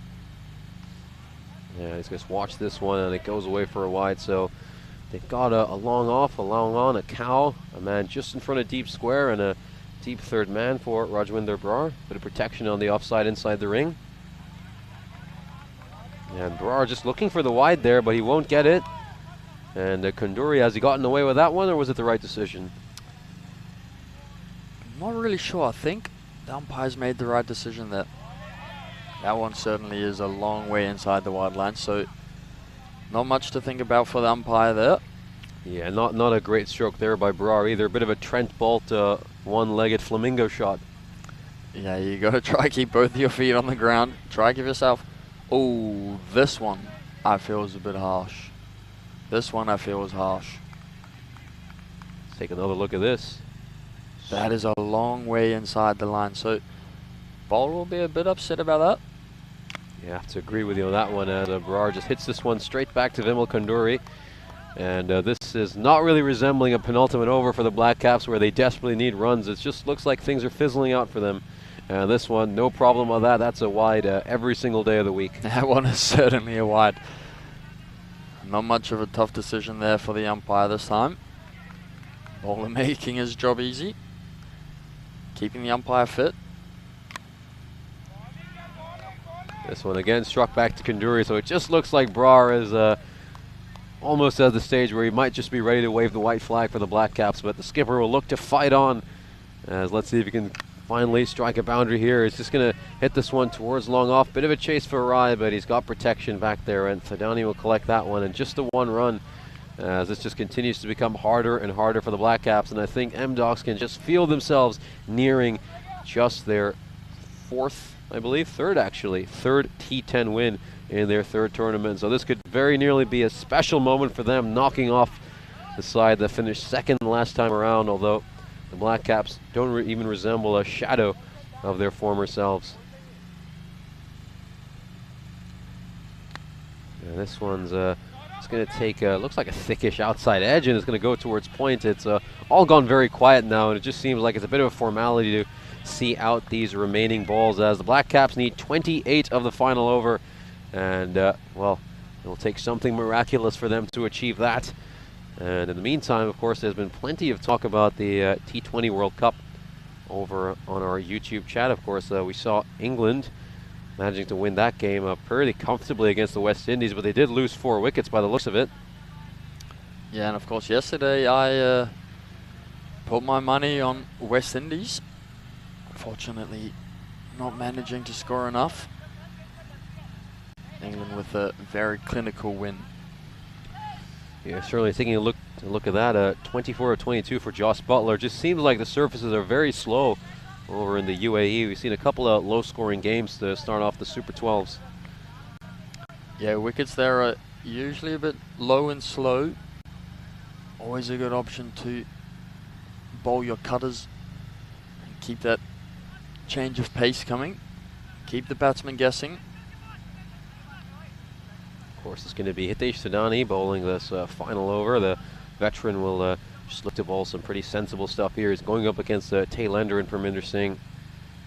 And this one's going to be given a wide. Just a bonus run there, and maybe gives just a glimmer of hope to the Black Caps. And of course, had some very unfortunate news earlier today over in Greece. It rained heavily in Corfu, and this entire finals day had to be washed out. As we take a look at this ball, this connects on one. Should be the 4th catch here for Srikanth, and what a night it's been for him. If you had him on fantasy cricket, then you're probably just relishing all the points you'll be collecting. I've never seen a keeper collect this many catches, and that is a Cyprus T10 record. 4 catches for the wicketkeeper. Nice stuff for him, and he'll be absolutely delighted. Yeah, he'll certainly be delighted here. I have seen a game where a keeper took 8 catches in one innings. Was it a T10 match? It was a T20, sorry. T20, right. Yes. Was it one for the European Cricket Network? No. No, indeed. That should be interesting to see.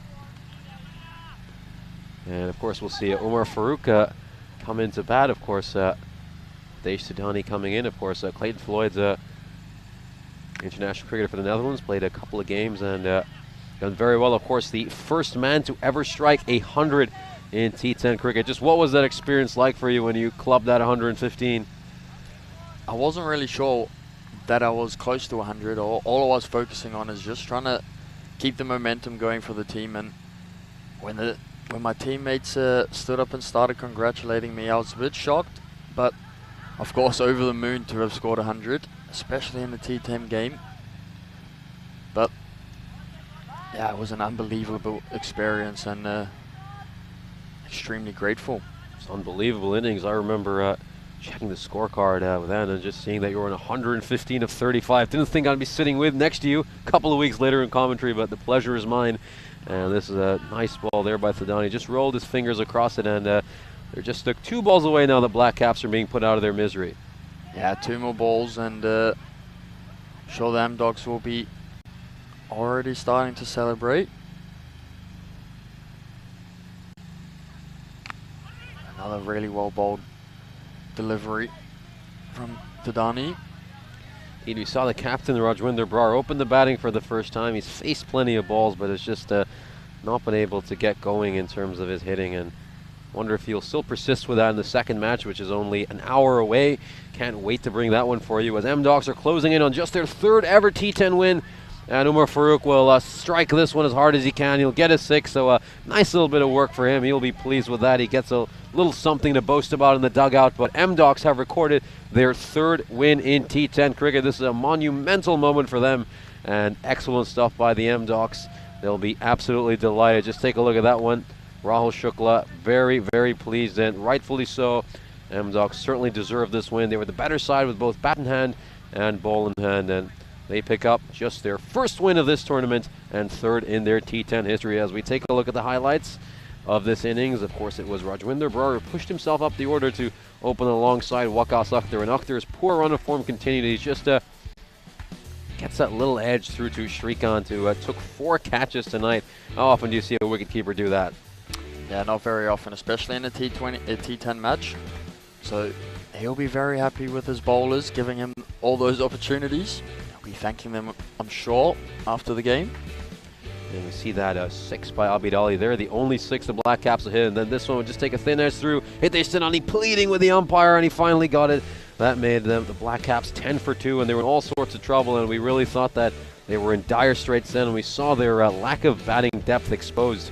And then Ashish Baum hitting that boundary, but he wouldn't last long as they take another edge through to Shrikant, who take 3 consecutive catches for their wickets. Great stuff.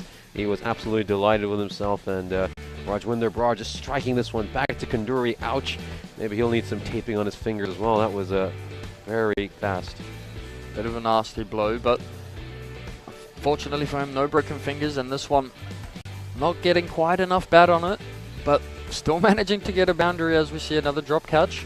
Yeah, I saw a couple of catches dropped out there and long on for M-Docs. Their catching woes continue. It really seems like nobody other than Shrikant with the gloves on can take enough catches for them. That one just about going for a 6 from Resham Singh, and Brar here just playing that off his pads and didn't really cover himself in glory out at fine leg Vilok Sharma.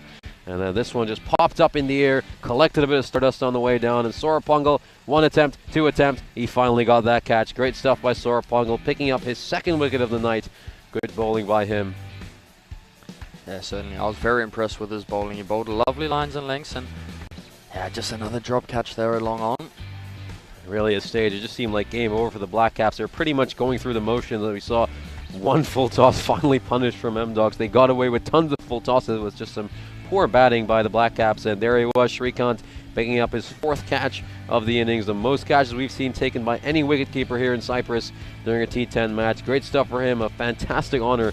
Of course, he's replacing the normal keeper for M-Docs, Preetoj Dayal, who's unfortunately missing for them, the real heart and soul of that team. And there we go, Umar Farooq ended it with a flurry, but all they would do is just make a little dent to M-Docs' winning margin as they seal this one by 18 runs. Picking up just their 3rd ever win in T10 cricket and their 1st of the tournament. And we can't wait to be back in an hour's time when these 2 sides will do battle again, as M-Docs will take on the Black Caps at 9:30 local. Can't wait to see you then, and we'll be back for that one shortly.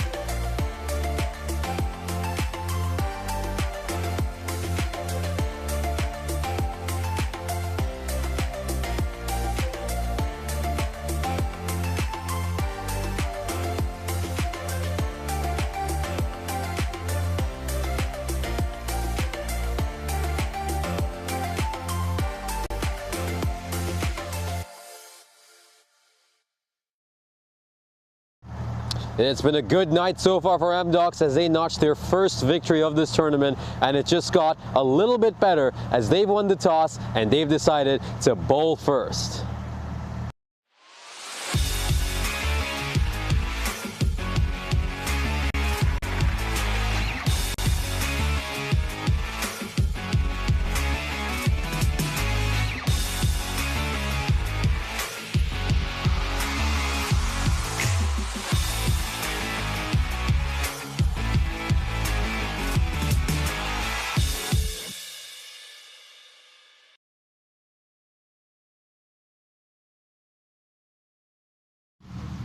Well, M-Docs started off their night very brightly, picking up their first win of the tournament, and I've got two men next to me who were instrumental in that. And we'll start off with the man of the match, Saurabh Pungal, who had brilliant bowling figures of 2 for 10. That was top stuff, Saurabh. Thank you. It was good. Actually, our batsman like Gaurav gave us a good start so that bowler can go and attack the opponent over. So that was good. Certainly, and of course, as he stated, of course, it was brilliant batting by Gaurav Sagwan out there. He made a fantastic 48. How are you feeling? It feels good. I was struggling for a couple of matches, but the team backed up and gave me the opportunity to play my game. So I went. Initially, it was difficult. I was not timing the ball, but then when Vimal came out, he backed me up, and then it was it was easy to time the ball and middle the ball. Certainly, your partnership with Vimal Kanduri was excellent. It was such a joy to watch both of you play. Of course, you took one fantastic catch. That one went so high up in the air. That must have been really challenging. It was. After dropping so many catches, now we have started picking up all the catches now. So we are slowly improving as a team in terms of catches and fielding as terms. Yeah. Certainly, and long may that improvement continue. You guys are such a joy to watch for all of us on the European Cricket Network. And coming back to you, Gaurav, for the final question, of course, you'll be playing very shortly against these Black Caps again. Can we expect some adjustments from your side, or will it be more of the same? I think we have 2 new players also who have the power to hit the ball long. So we're hoping that they'll click the shots and will definitely post some good score. I think we're fielding, so I think we'll be able to chase easily this time. Thank you very much, both of you, for taking your time out, and good luck with the second match. And we'll see M-Docs coming out very shortly as they'll take on the Black Caps for the second time tonight. Thank you. Welcome back to Ipsanas for the second match of tonight's doubleheader. And you take a look at this beautiful drone shot brought to you by Spring Productions. Of course, Daniel, Ivan, and David have done such brilliant work covering this tournament. And look at these beautiful shots of our semi-colorized ground. Of course, we saw M-Docs recording their first win of this tournament earlier tonight, and just their 3rd ever win in T10 cricket.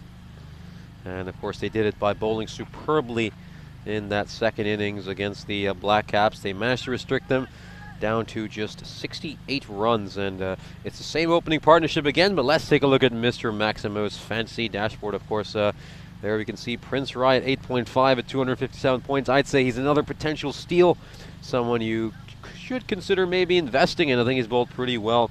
No Girdhar Singh this time around. There he is, Gaurav Sagwan. He's in a nice bit of form at 8.5, could be another steal. And Waqas Akhtar, despite leading the fantasy points for the Black Caps, is at 10.5.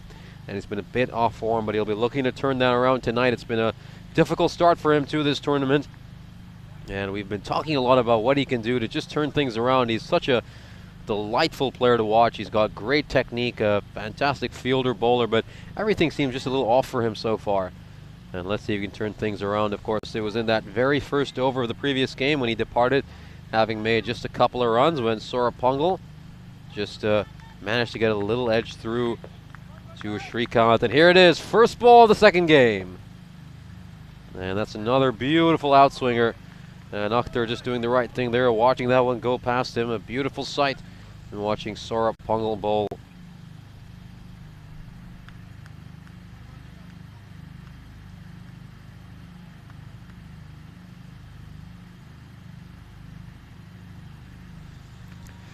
And this time we just needs to start it a little straighter. And that one will be given wide, so a couple of freebies there for the Black Caps. They'll happily take those.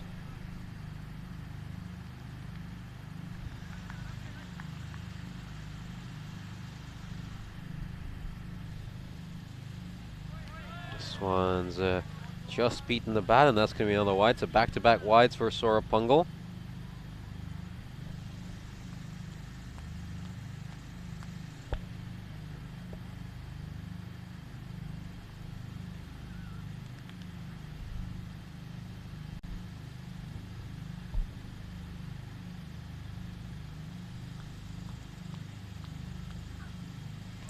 This one again, just going past his bat, but this time around he gets a dot ball, so managed to get a legal delivery in after bowling a couple of wides.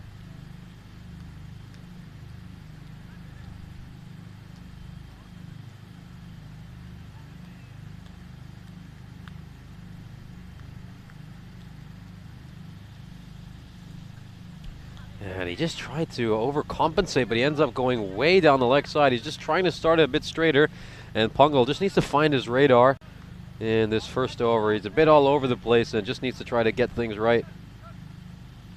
And we'll take a look at this one. Certainly going down the leg side. Tough stuff there for Srikanth.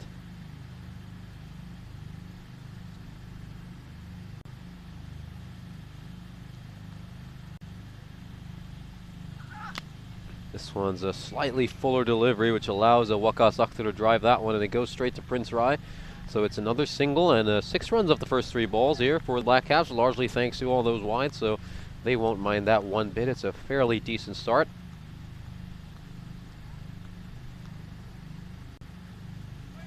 That's a beauty, absolute beauty. Let's take another look at that one.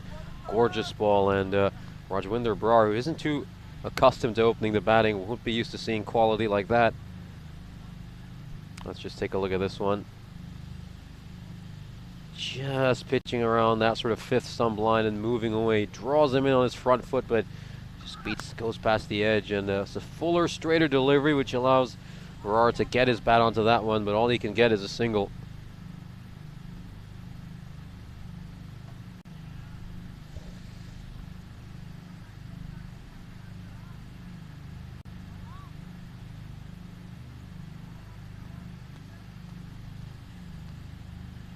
This one's going down the leg side, and I thought I might have heard a little sound there, but looks like there isn't a sound, and wonder what that came off. Maybe it was just bat hitting the pad or something along the way, because the umpires deemed that one a wide. Yeah, that might have been the little sound. This one just following the ball there with his hands, Waqas Akhtar, and plays it towards cover, where Prince Rai's fielded a few. Nice to see him wearing a Chelsea cap. There it is, the best club in the world, the European champions. Will always take some good Chelsea prop. We won 7-0 earlier today against Norwich City. Nice to see my Blues doing very well as we come to the end of the first over, and the Black Caps are 9 for no loss. And I've just started liking Prince Rai even more than I already did. And let's just take a look at the batting lineup. Of course, Rahul Shukla, the skipper for M-Docs, with Srikanth currently deputizing as the keeper, with obviously the fact that Pritesh Deol is unavailable for them. But the big change for M-Docs is that Pankaj Parvesh is in. Huge change for them, and he's a very important player to this side, and it's nice that they have him for this game. A big hitter and also a nice left-armed bowler.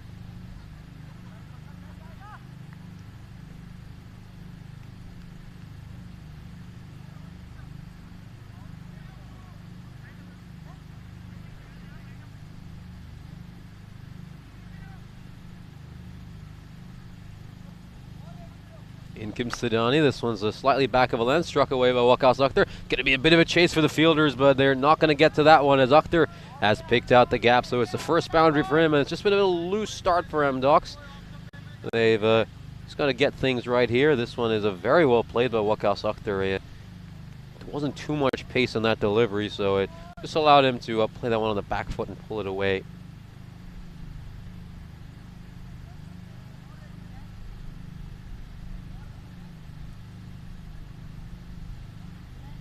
This one's once again pulled away, but it's right there to the man at mid-wicket, Saurabh Pungal, who bowled out first over.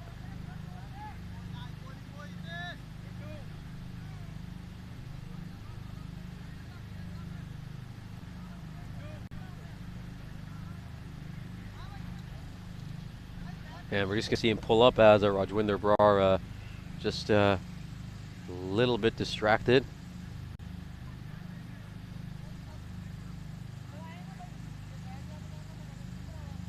And just having a momentary delay here as a few things are cleared up on the sidelines. Of course, Resham Singh seems to just be in conversation with some officials.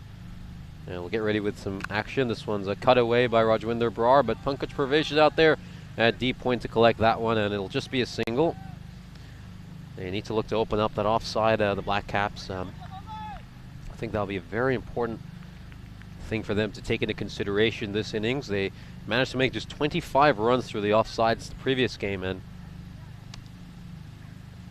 this one's a slightly fuller delivery, and Waqas Akhtar picks out the gap. Thadani getting it wrong there. He overpitched it, and Akhtar more than able to play across the line and finds the gap. So a couple of easy boundaries here for Akhtar. He's certainly making it look effortless with how good he is.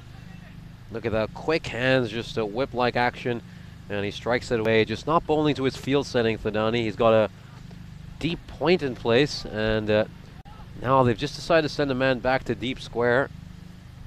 Interesting field setting.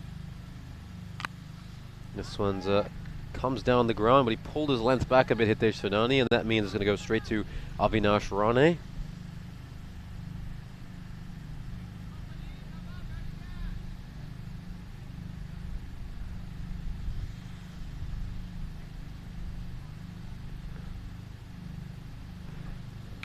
So this one's back of a length delivery, and a nice bit of footwork by the Chelsea supporter, Prince Rai.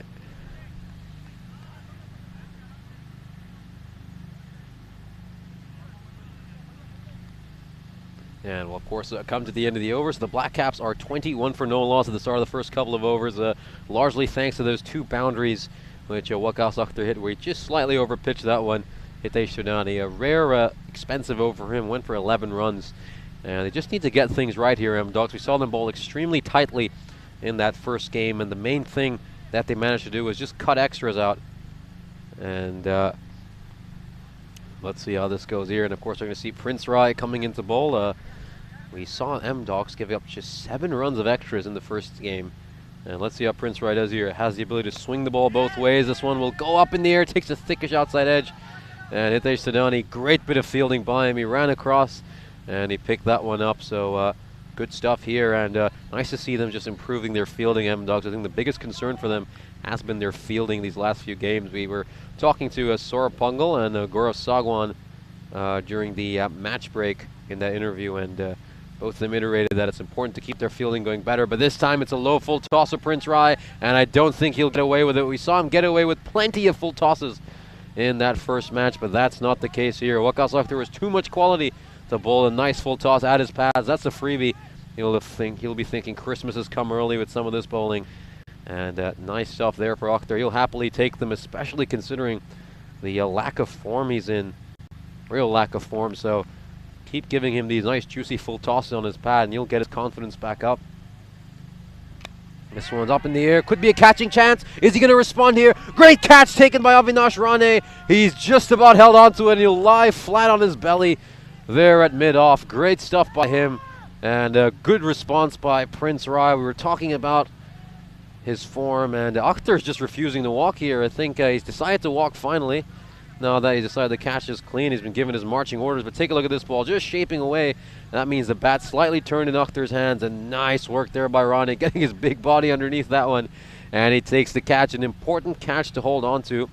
This man, of course, we've been talking about his lack of form, but don't take anything away from him. He's quality, and he saw him get off to that good start, but he'll be extremely disappointed that he hasn't carried on.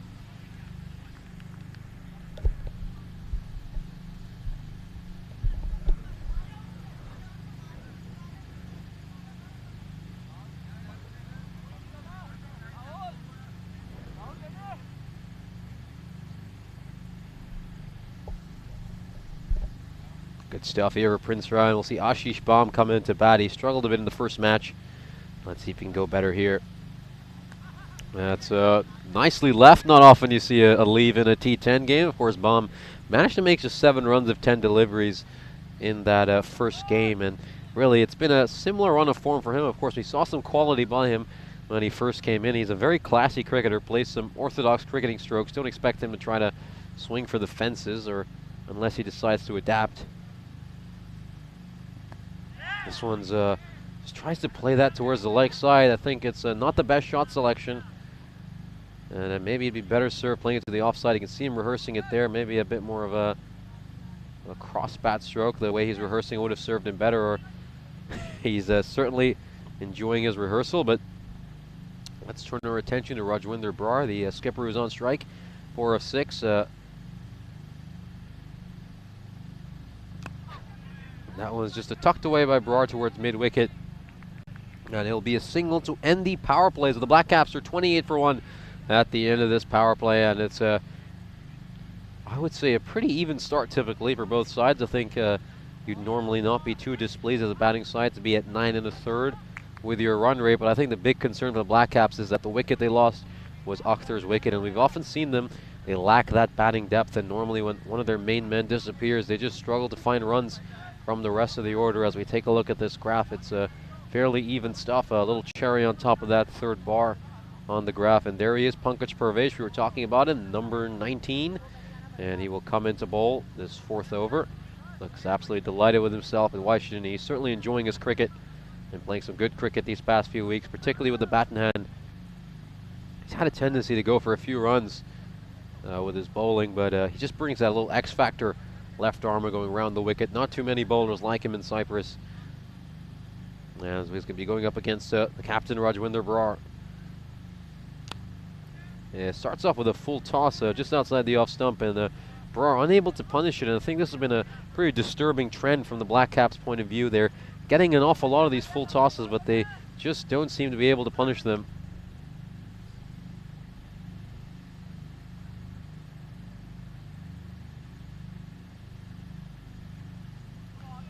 And here's a little bit of a rash stroke by Ashish Baum. We're just wondering if he changes game slightly and maybe go to hit it harder.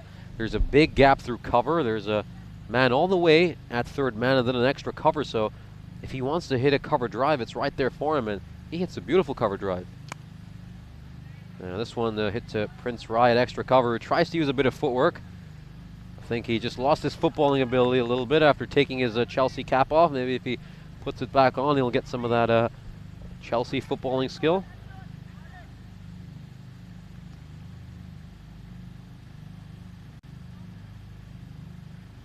Now this is a nice full wide Yorker, and Brar's really not covered himself in glory.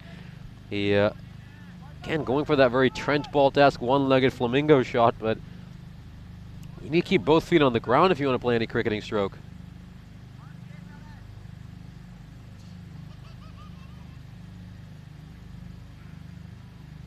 And once again, going for that big heave over mid-wicket, and really, he'd be better off just throwing his bat at it, but don't take anything away from Pankaj Parvesh. This is elite bowling by him. He's hitting it on a sixpence inside that trim line, full and wide, top stuff. This time he just strays a little too straight, but doesn't matter because he got protection there, and he'll come back for a second run. Good running between the wickets by the Black Caps, and maybe, just maybe, the fielder at deep mid-wicket. Pungal should be looking to attack that ball a little more. But I don't think M-Docs will mind too much because it's been a pretty quiet over. So nice stuff here by Pankaj Parvesh. He came in and he certainly did the job he was asked to. 4 runs off this over. And I think M-Docs, with that Waqas Akhtar wicket, have just managed to turn the tide against the Black Caps. And of course, make sure to join into our live chat that accompanies every single one of our streams. And we got Kitty Huntley here saying, way to go M-Docs, it wasn't pretty. Certainly a very popular side, M-Docs, a great underdog team to watch. And nice to see. And of course, Luke Belgium talking about how Australia made it heavy weather earlier today against South Africa, trying to chase down 119. Spot on, Luke. I think the wickets there are really slow, and it's tough stuff to bat there. And look forward to seeing how Australia do in the rest of the tournament, in South Africa as well. Should be some great cricket over there. This one's turned into a low full toss by Baum by just coming down the wicket, but yet again, they just lack the firepower. It seems like when Waqas Akhtar and Ashish Baum aren't there, that big part Abid Ali, they just don't seem to have that firepower. And we see Shashi Kumar Sharma saying Brar needs some support from others. Certainly the skipper, he's managed to play a lot of balls, but let's see if he can up that strike rate both of these games. He was going on a run and ball the previous match. This time he connects on one, but he'll hit it straight towards Sagwan, the man who made that fantastic 48 in the last game, really anchored the M-Docs innings.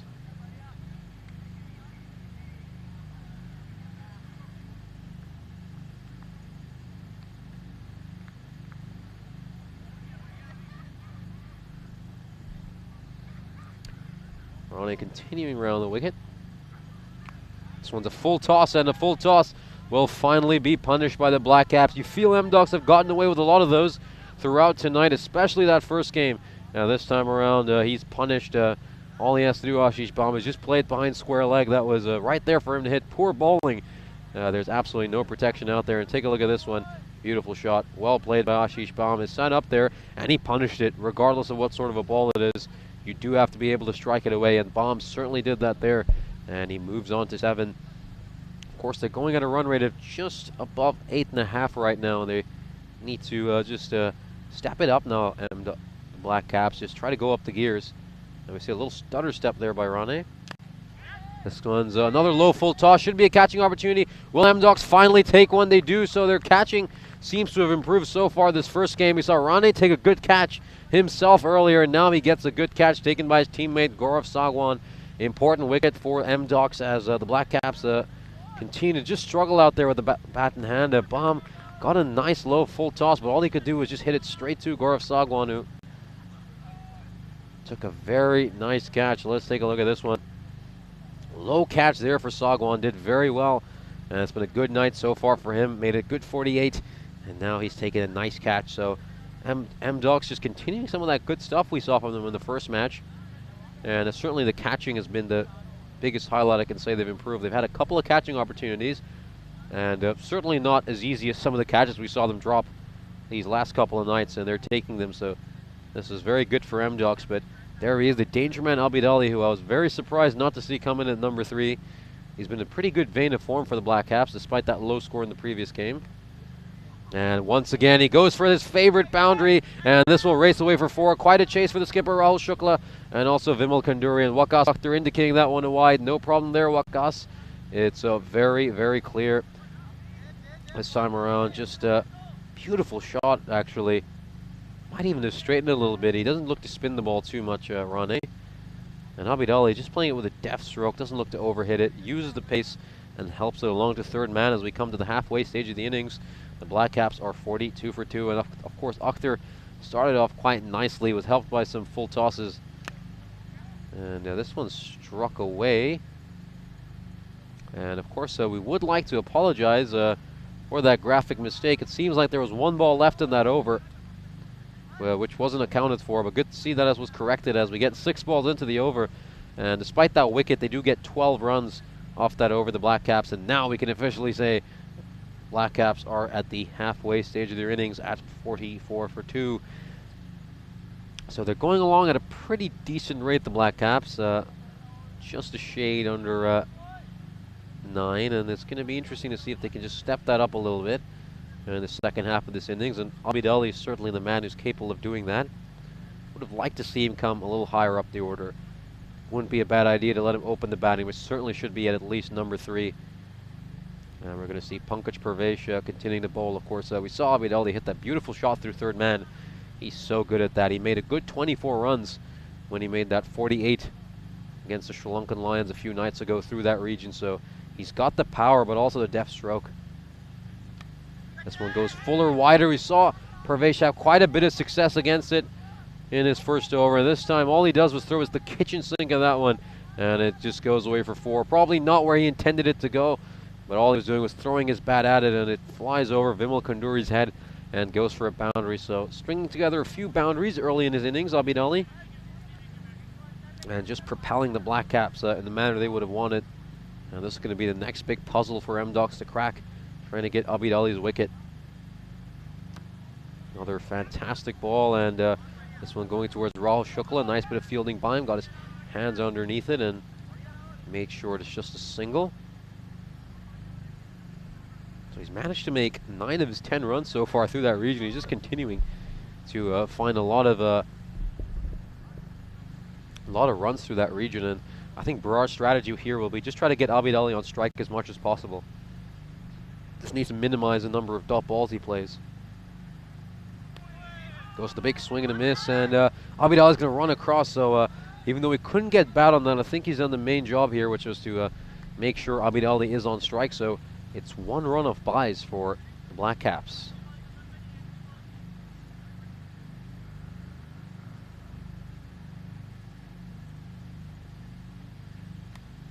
This one just played away towards third man again, and Vimal Kanduri putting his body on the line, but it's all in vain for him, unfortunately, as this will race away to the boundary. So Abid Ali just continues to pummel the Black Caps through that region. Just take a look at this one. Oh, that's a good effort by Vimal Kanduri. That is the more lush side of the field, so if you want to do any diving, make sure to do it there. And that's now 13 of 14 runs through that third man region. We know how good he is through there, and he's really stamping an exclamation mark. And maybe now it's just a good idea to have a man out there deep, and looks like M-Docs have finally decided to go with a deep third man. It's Vimal Kanduri. They've decided now that Abid Ali has moved on to 14 of 5, and to an extent you can understand his side just trying to stick with their plan, so rather than trying to follow the ball, but they've decided to twist on here, and this is a fuller, wider delivery, and the umpire Muni Mughal will give that one a wide. Of course, he's joined by Sujith Tenakun, who's currently standing at square leg.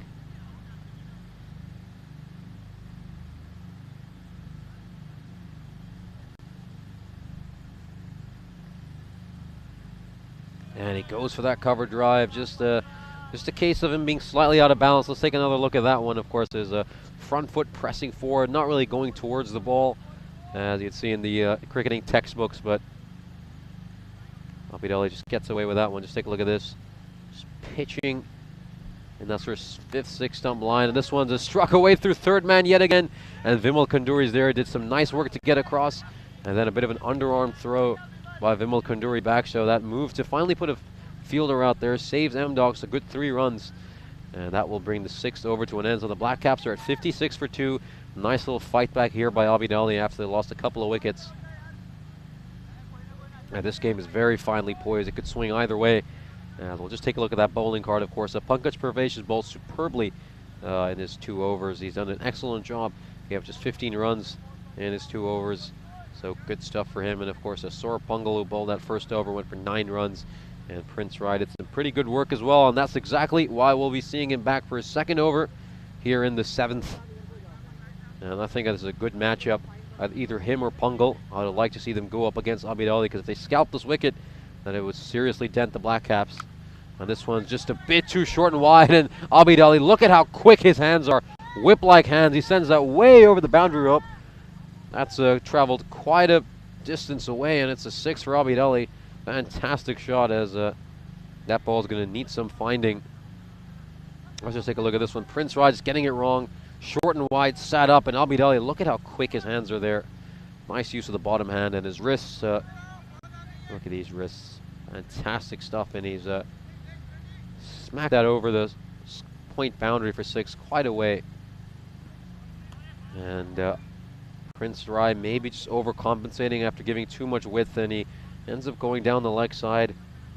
So instant pressure on Prince Rai after he bowled a good first over.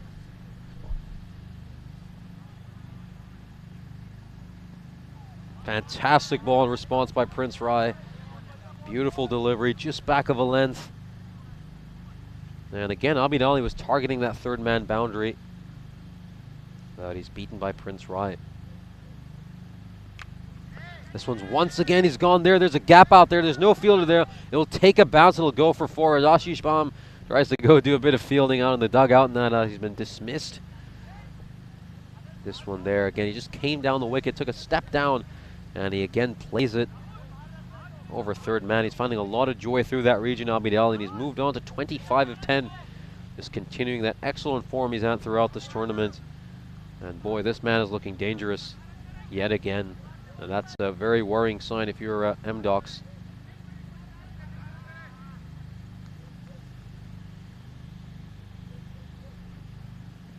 It's down the wicket, goes for the big shot, and good adjustment there by Prince Rai. Just tried to pull his length back a little bit, recognizing that, but Abid Ali with a shake of the head, he thinks he's missed out on an opportunity. Tried to play across the line there.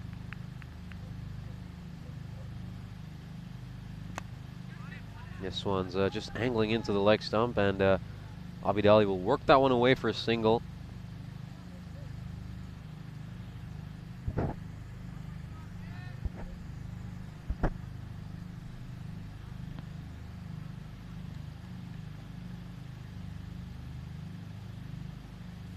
This one going away, of course. Rajwinder Brar tried to target that fine leg boundary, but it seems like he's been able to deceive some of the fielders and the keepers for that M-Doc side. That's the second time he's tried to swing at one, and it's gone for byes, as that will bring Prince Rise over to an end. That over, going for a few runs, and of course we saw 13 runs there. And of course, do remember, tomorrow night the Cyprus Eagles will be taking on the Sri Lankan Lions. That should be a very exciting matchup, as both those teams look to knock the Cyprus Mouflons off their perch. And that battle will be very crucial in deciding who gets to that final to probably face the Mouflons, who look set to make it. Make sure to tune in at Cyprus at 4 o'clock GMT, 6 o'clock Central European Time, and 9:30 IST. As we'll once again return to live action here in Cyprus. And Vimal Kanduri is getting ready to bowl his first over. He's been a man they've tried to use in these death over stages on numerous occasions, M-Docs. Rajwinder Brar just playing that away for single. Smart cricket here by Brar. And putting the danger man Abidali on strike, who's managed to make 26 to 12. He's hit 4 boundaries, and boy, he hit that massive 6 over point.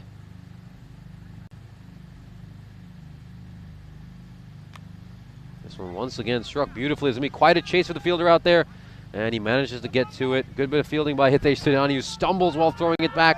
And is there a chance for a run out here? No, there isn't, because it's some excellent bit of running between the wickets by the Black Caps. Rajwinder Brar and Abidali putting their all in.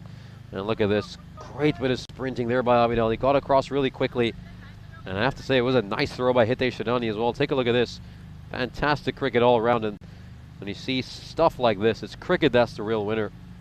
High quality cricket by both sides, and I think they'll both be mightily impressed as we continue to see this enthralling competition between these two very evenly matched sides continue.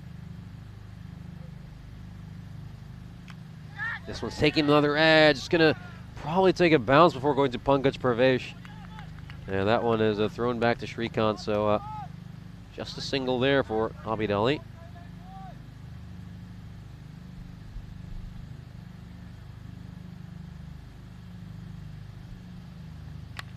This one, Rajwinder Brar is trying to play that one away. Goes towards Sidani, who attacks the ball.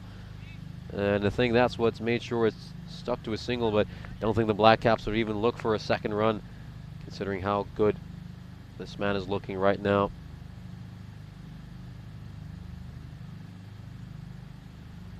Kanduri continuing. This has been a very competitive over. 5 runs off it.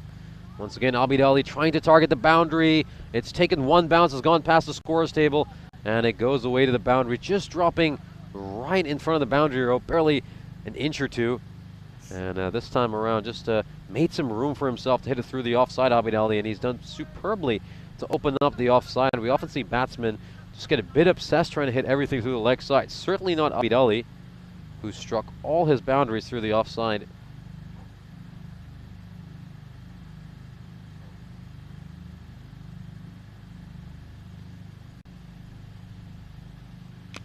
This one by Abidali just played away towards cover, and there is Prince Rai to collect that one. So a single for Abidali to keep the strike. Smart cricket by him as he continues to lead this late Black Caps charge. And the Black Caps move on to 79 for 2 with a couple more overs to go in this innings. It's been brilliant stuff by Abidali, really. He's been standing head above shoulders above everyone. And you just take a look at his wagon wheel right now. Just the 1 run through the leg side for Abidali. That is impressive. 1 run through mid-wicket. Everything has come on the offside. He's really taken opening up the offside to heart. As we take a look at that graph, of course, you just see it flatten a little bit and start to steady after that Wakas Akhtar wicket. But then since Abidali has come, he's made sure that the gradient is just going upwards and upwards. And we'll now see Saurabh Pungal coming in to bowl this penultimate over. This one's back of a length delivery. Could be a catching opportunity here. Will it be taken? I think it's been put down. I really can't see how it's been put down. We'll probably have to take another look at it on replay, but I think the original inkling is it's probably been put down as a catch. Let's just take a look at this one. It's gone up in the air. Oh, he's put it down. I think that's Rahul Shukla as well. That is a big, big opportunity for M-Docs. You can't afford to drop Abid Ali. And we've often seen M-Docs rue some of these dropped catches, and now, well, the skipper has been removed, or removed himself, one could say, from that position, and he's been replaced by Chetan Shah. This one's a big heave by Rajwinder Brar, but it's going to be a dot ball, and they're going to have to try to sneak in as many dot balls as possible when Rajwinder Brar is batting. They certainly don't want to let Abid Ali have any strike over these next few balls, or as little as possible.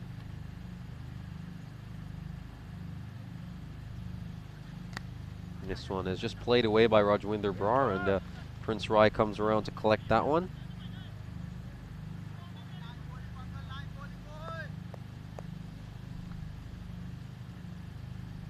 And the danger man back on strike, and well, M-Dogs will yet again rue some dropped catches. Let's find out. This one struck away towards the leg side, and that looks like it's going to be the first boundary Abid Ali has hit towards the leg side. He'll move on to 39. Brilliant shot. Just picked out the gap. Pankaj Parvesh just straying too much towards the leg side. Got his line slightly wrong here. It's far too straight, and Abid Ali just heaves that away towards the gap. Needs to bowl better to his field. Of course, he's got a lot of protection in that backward points third man region, but why not? He needs to be bowling wider with this kind of field, wider outside the off stump, and that's exactly the sort of field setting he has. But they'll come back for a second run here. That one will slip past Shrikant, but some good backing up there by Rahul Shukla. And it's a couple of runs, and excellent running by the Black Caps, who've really just stepped on the accelerator since Abid Ali has come in. He's leading their charge. And the man is currently at 41 of 19 with one ball to go in this ninth over. We've often heard it here on the European Cricket Network. It all happens in the ninth. Will something happen on this last ball? He goes for the big shot. It could be another catching opportunity. Will M-Docs take this one? And it's just bounced right before it gets to Hitesh Sudani. But in the end, it's not too bad an outcome for the Black Caps, as they will have Abid Ali on strike heading into the final over. Sensational stuff for them as they move on to 88 for 2 at the end of the ninth over. And Ali has really led their fight back. And he's got a chance to really cap off this innings and even get his side to the triple-digit mark. You just see a shake of the head from Saurabh Pungal. He was very unlucky not to get a wicket in that over. He presented one opportunity that was put down and almost created another chance there. And this is great stuff by Abid Ali. We wanted to see him bat further up the order, considering the kind of form he's in and the quality we've seen from him throughout his T10 career. Well, it's going to be Vimal Kunduri bowling this final over. Went for 10 in the first. And this one's just missed by Abid Ali, just bowls a wider.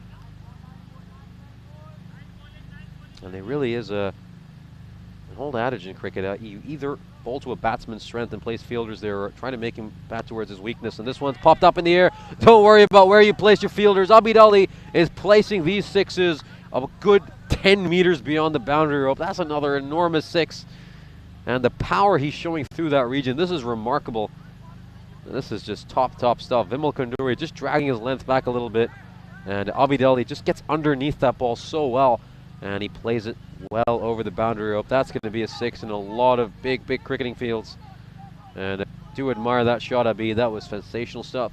And he's just 2 runs away from a half century. And we see one appeal from the man all the way at deep third man. I believe that was Chetan Shah, and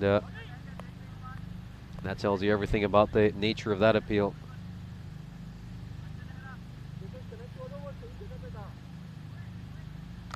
This one's a struck away by Abid Ali. He's picked out the gap. They keep bowling to him there, keep placing fielders there, but it makes no difference. He just belts them, and looks like that's gone the distance as well. So brilliant stuff here by Abid Ali. And he moves on to a half century. Not too much of a celebration by him. He knows he's still got a big roll. Look at that one, just as flat as it gets. And they're all just wondering what they should do. They maybe should look to bowl straighter to him, or try to change things. Maybe cut that room out to him, just bowl top of the off stump.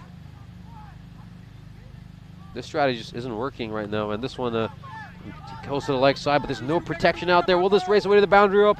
It's going to be a bit of a chase, and the fielder just won't get there on time. We see Srivastava coming in, and that's going to be another boundary. This over turning out to be an incredibly expensive one. 16 runs of these first 5 balls. And we just see that one trickling over the boundary rope on the rather bare side of the field as Abid Ali moves on to 58. What a fight back by him. And he's put his side in an extremely healthy position. And we said that with the Black Caps. It's 2 wickets that matter the most, Ali and Akhtar. And they haven't got an Ali, and they've had to pay for it as this one struck towards long on. And he's going to come back for a second run here. And it's a good bit of running. Once again, Rajwinder Brar has been a very able partner in terms of running. As you just see some frustration seeping into the M-Docs players. We saw some arguments out at that backward point sort of boundary, telling fielders to try to get to these balls. But boy, when they're going for 6, there's really nothing you can do about that as a fielding side. And they look a bit dejected, M-Docs. Not the team that was walking off after the first game. And it just shows you how momentum can swing so quickly, as in the space of half an innings, Abid Ali has completely changed the complexion of this match. The Black Caps end up with 106 for 2, all thanks to their number 95, Abid Ali with the green hat. Brilliant stuff by him, and we'll take a look at the highlights. So it was Rajwinder Brar coming on with Waqas Akhtar, just as it in the first match, and Waqas Akhtar managed to hit a few nice strokes, made 16 of 9 deliveries, and he was helped largely by some nice juicy full tosses he got as well. He also hit a few good over-pitch deliveries. This one just working that one away, not really bowling to their field there, M-Docs. Half the ball just outside the off stump, and there he is, Prince Rai, giving a nice full toss on his pad. He's going to take that every single day of the week. Waqas Akhtar, and he's talked about his tough run of form as of late, and he managed to get a start here. Unfortunately, that's all. He would get a start as the very next ball. This ball just moving away a little bit, caught his edge, didn't quite middle it, and Rane just putting his body on the line, taking that catch, lying there on his belly. Well done, Rane. And then we'd see him get another wicket very shortly. This one was a very nicely taken catch by Gaurav Sagwan, just hitting it straight to him, Ashish Bam, and not able to punish that full toss. But then it was the Abid Ali show, who once again showed his proficiency through that backward point third man region.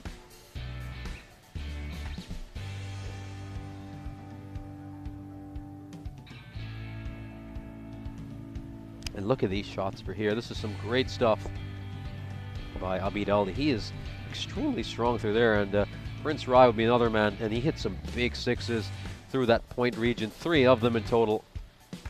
We saw him yesterday just show his ability to hit sixes straight down the ground, and here he showed he can hit him square the wicket as well. Abid Ali made just 11 runs through the leg side. That's something you don't often see in Cyprus, where a lot of batsmen get a bit obsessed hitting it through the leg side, and he managed to make 37 runs through that point/third man region, and another 9 through covers. So it was a complete batting performance by him. Really punished M-Docs, and at times it was a very hard puzzle for them to crack. They tried to change their tactics throughout the game, how they would bowl to him. They put tons of protection on that boundary, but it just wouldn't matter. He would clear it with ease.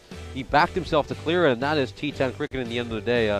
Doesn't really matter where you place the fielders, because modern batsmen, they're always looking for sixes. And this Vimal Kunduri final over would, well, that is going to be some very tough watching if you're an M-Docs fan. Taking a look at this highlights reel, 18 runs of that final over, as Abid Ali led his side valiantly in a superb innings of 60 of 26, of course. Do keep in mind, Black Caps were at 39 for 2 at the end of 4.4 overs.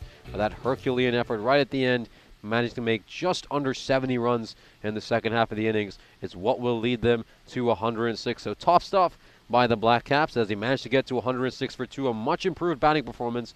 And it's going to be quite a task for M-Docs, and we'll find out how they do in a few moments' time.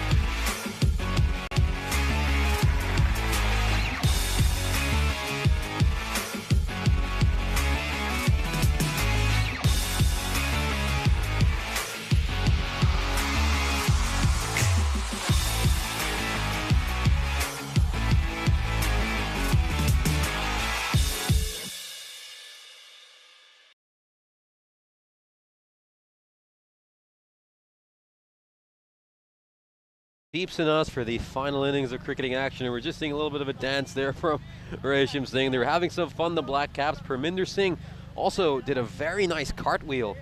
That was some brilliant athleticism during this little innings break.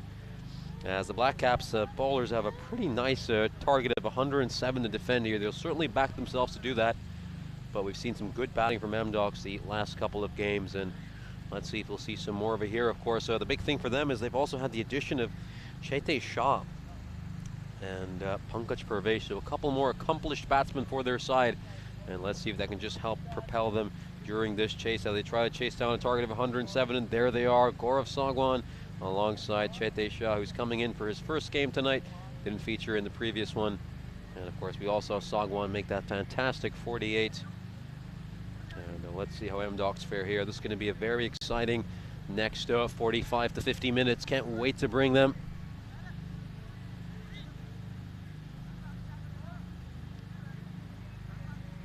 Of course, Chetan Shah will be walking over to the striker's end, and Sagwan to the non-striker's end, and let's see who's going to bowl this first over. I think it might be Umar Farooq, so I think they like the work Umar Farooq did in the first match, where he bowled incredibly well in that first innings.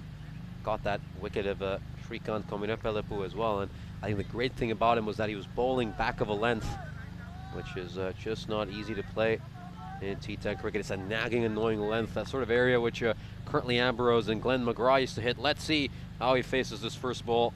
And once again, goes back of a length. Could be a catching opportunity. It will be taken. And he's gone first ball. Chetan Shah, has been a long wait for him to get his first innings. But in the end, he has to walk out having just faced the ball. It's a golden duck. And he can quack, quack back to the dugout. That is the end of him. And good stuff there by Umar Farooq. Gets a wicket immediately. Let's take a look at this one. Just digs this one in. It just seems to confuse him with the bounce. A little bit of extra bounce, and that's all it took to bamboozle Chetan Shah. Very soft dismissal, and that is so frustrating for a batsman. You have quite a wait to come out to bat, and then you're out there for a second, and he'll shake his head. Have to feel for the man. He's a brilliant batsman, especially in T20 cricket. You just feel that maybe the shortest format of the game, 10-over cricket, is a little too short for his style, and there he is, Vimal Kunduri, coming out to bat. He was going along very well alongside Gaurav Sagwan. It was these two's partnership in that first game which propelled M-Docs to the total they ended up with of 86. And they had a nice 55-run partnership, just like Vimal Kunduri's number 55. And I'll be hoping for more of the same here. And it was really after Kunduri departing that M-Docs really just hit a halt. And they only managed to make 30 runs in the second half of that innings. So they're going to want this partnership to continue, and they're going to need much of the same. They were going along at a very nice run rate together of above 10, and that's basically what M-Docs need to win this match.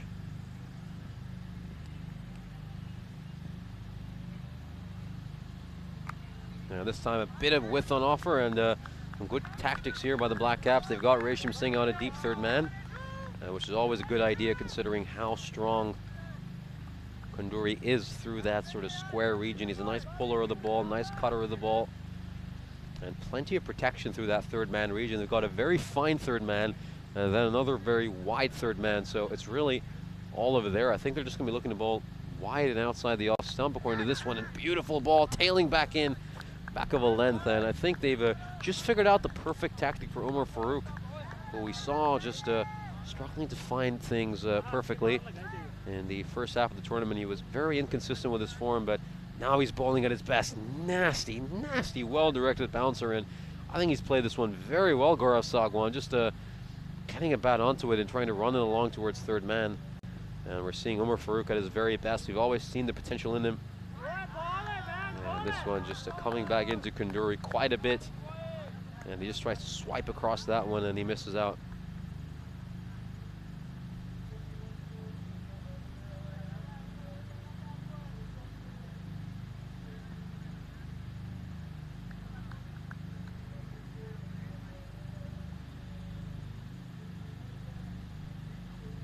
This one's again just a little bit of width on offer, and he's cut it away. Doesn't matter that there's a fielder there because it just races away like a tracer bullet. Nice stuff by Parminder. Nice stuff by Vimal Kunduri. Great shot here. And we just take a look at this one. Just gave a little bit too much width there, Umar Farooq, and his quick hands Vimal Kanduri is on it in a flash. His eyes lit up seeing this one right where he loves it, and it's going to be a bit of a double-edged sword for the Black Caps. They'll either get him out or go for a few runs. This time he just tries to overcompensate a little bit and ends up going down the leg side, and it's going to be a wide. So Omar Farouk trying to adjust there, trying to go straighter, ends up just going down the leg side.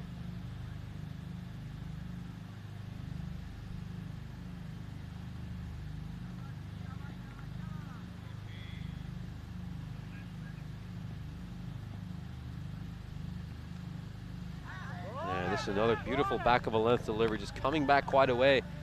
And good stuff here is just getting that ball to come back into the right-handers and cutting out the room to Umar Farouk. And I've been very impressed with his bowling so far tonight. He's just starting to find his groove these last few games after being slightly inconsistent, and that potential now for starting to see it burgeon, and he's blossoming into a very nice cricketer before our eyes, Omar Farouk. And it's going to be Parminder Singh bowling this second over. So very similar tactics to the first match. Another brilliant, exciting bowler. Look at that mustache. One of the best stashes you will see.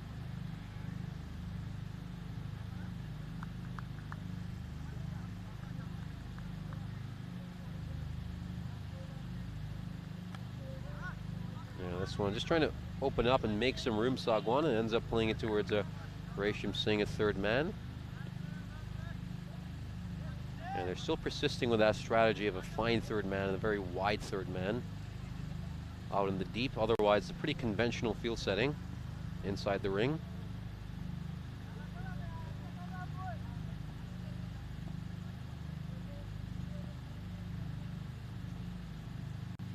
And he goes a bit too far down the leg side here for Parminder Singh. Just needs to start it a little further outside the stumps to get it to swing back in. Of course, that's what he tries to do to the right-handed batsman, cramp them for room, pitching it around that sort of middle and off stump and getting it to come back.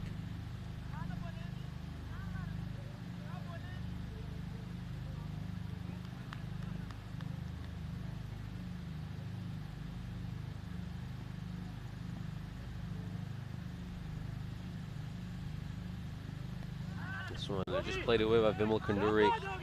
And there's Jugraj Singh out there. A nice bit of fielding by him. Good throw back. And that will be another run for Vimal Kanduri. He'll move on to 6.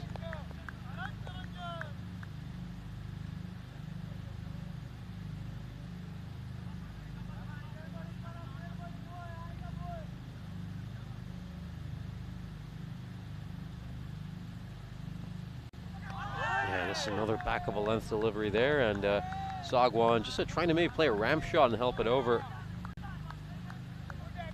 Let's just take another look at this one. Just digs one in short. He's got a very sharp bouncer, Parminder Singh. We've even seen him strike Mehran Khan, who's a brilliant batsman, straight on the helmet.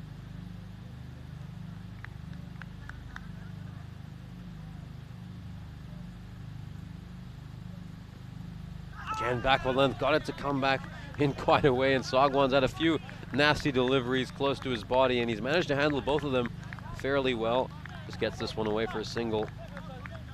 You can see he's got some nice technical prowess as Sagwan, and I do think that if some of these MDOX players were just batting in a longer format of cricket, I think they'd be very, very proficient players. And they've had a pretty decent run in T20 cricket in the domestic tournament. They've won 3 out of their first 6 games. This one just played away by Vimal Kanduri towards Jugraj Singh, and that'll be another single. And he's managed to hit the stumps here. There's just a few appeals from out in the deep, but everyone else closer to the stumps is well aware that he was safely in, Gaurav Sagwan.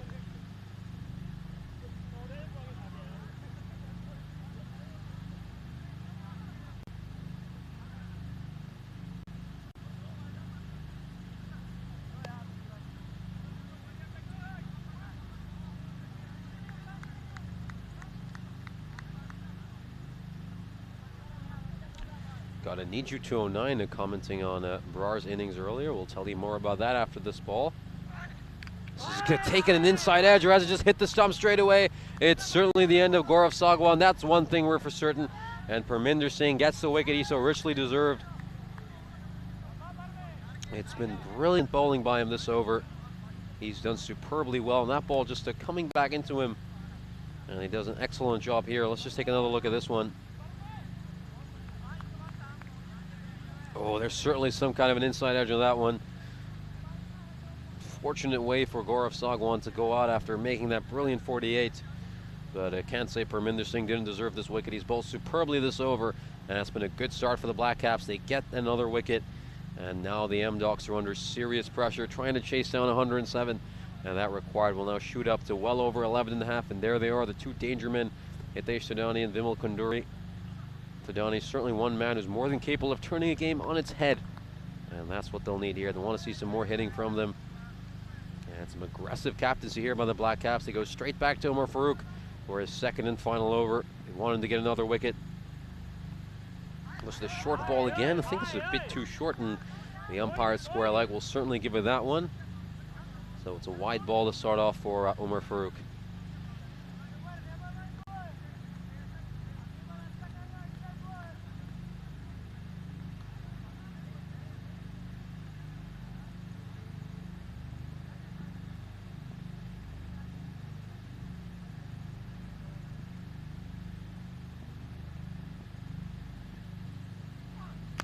This one just played down the ground by Vimal Kunduri, but straight towards Shahi. And it's just a single there for Kunduri. Of course, going back to what we were talking about on our YouTube chat, of course, Need You 209 saying Abid Ali was hitting cleanly because Brar's been giving him some precious tips. Yeah, sure would love to get some advice from Rajwinder Brar. Brilliant captain, great man off the field as well, always full of energy.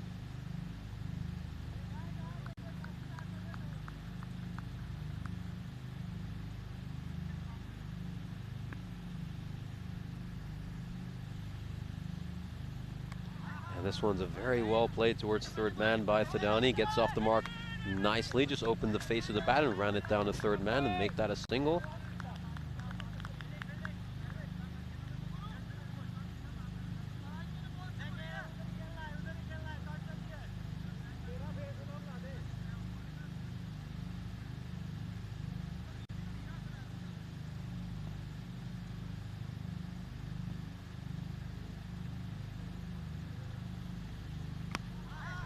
This one just played away by Vimal Kunduri off his pads, and it's another single. So good stuff again by Umar Farooq. They're making sure that M-Docs are dealing exclusively in singles. They've only struck one boundary so far, and that was back in the first over by Vimal Kunduri. So the Black Caps keeping things very tight, and M-Docs are going to have to find a way to either push for second runs, put some pressure on the fielders, or hit boundaries.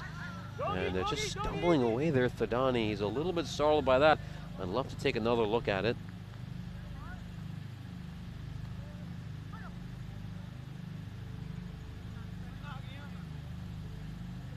Just take a look at this one by Umar Farooq. It's just, I think it comes back in a long way, and that's really what stuns Thadani. He's moving the ball back into the batsman some distance, Umar Farooq. Very Ishan Sharma-esque.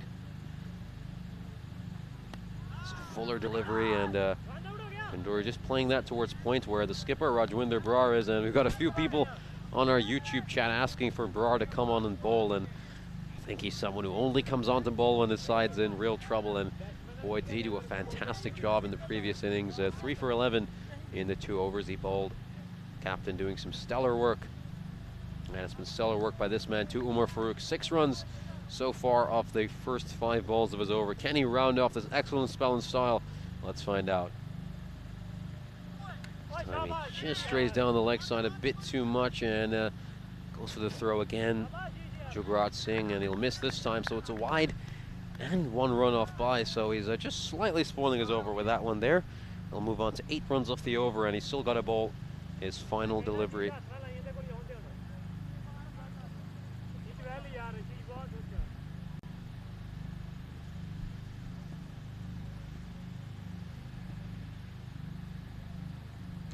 And this one, beautiful ball there by Umar Farooq. Saw him coming down the wicket, and it pretty much ends up becoming a Yorker for Vimal Kunduri. So at the end of the power play, M-Docs are 21 for 2, and the Black Caps will be absolutely delighted with their position. They've kept them down to a run rate of just 7, and they've sent both the openers back to the hut.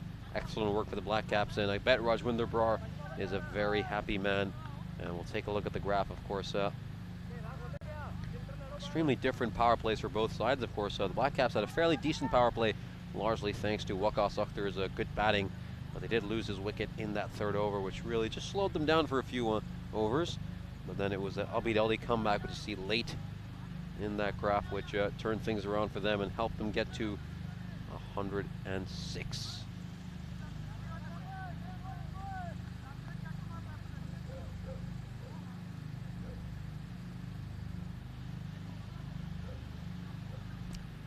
Minder Singh coming back for a second over, so he's bowling out his two front men, and this one's a beautifully struck by Vimal Kanduri. That's one of the nicest shots we've seen. Just pulls that one in front of square towards mid-wicket and gets a boundary. Gorgeous shot here. He got above that one so well, Vimal Kanduri. Plays it along the ground. That is textbook cricketing shot. And look at this one. Beautiful shot. He's such a great puller of the ball. He's Vimal Kanduri. It's always a joy to watch him go about that. Take a look at this one. Fantastic work. And we're just going to see an adjustment now. They're going to send a man out to deep mid-wicket, the Black Caps. This one just played off his pads by Kanduri, and he follows up that boundary with a single. And a nice work here by Vimal Kanduri. Of course, Parminder Singh has a deep third man, a very fine deep third man, and a deep fine leg. He's got a long on, a long off, and a cow corner, so certainly the plan here would probably be to bowl straight and maybe go for the odd bouncer as well. This one's a struck away by Hitesh Sidani. And bowling just where he needs to be right now, Parminder Singh. He's just got to continue to target somewhere between that full/good length. Very straight, angling into the stumps.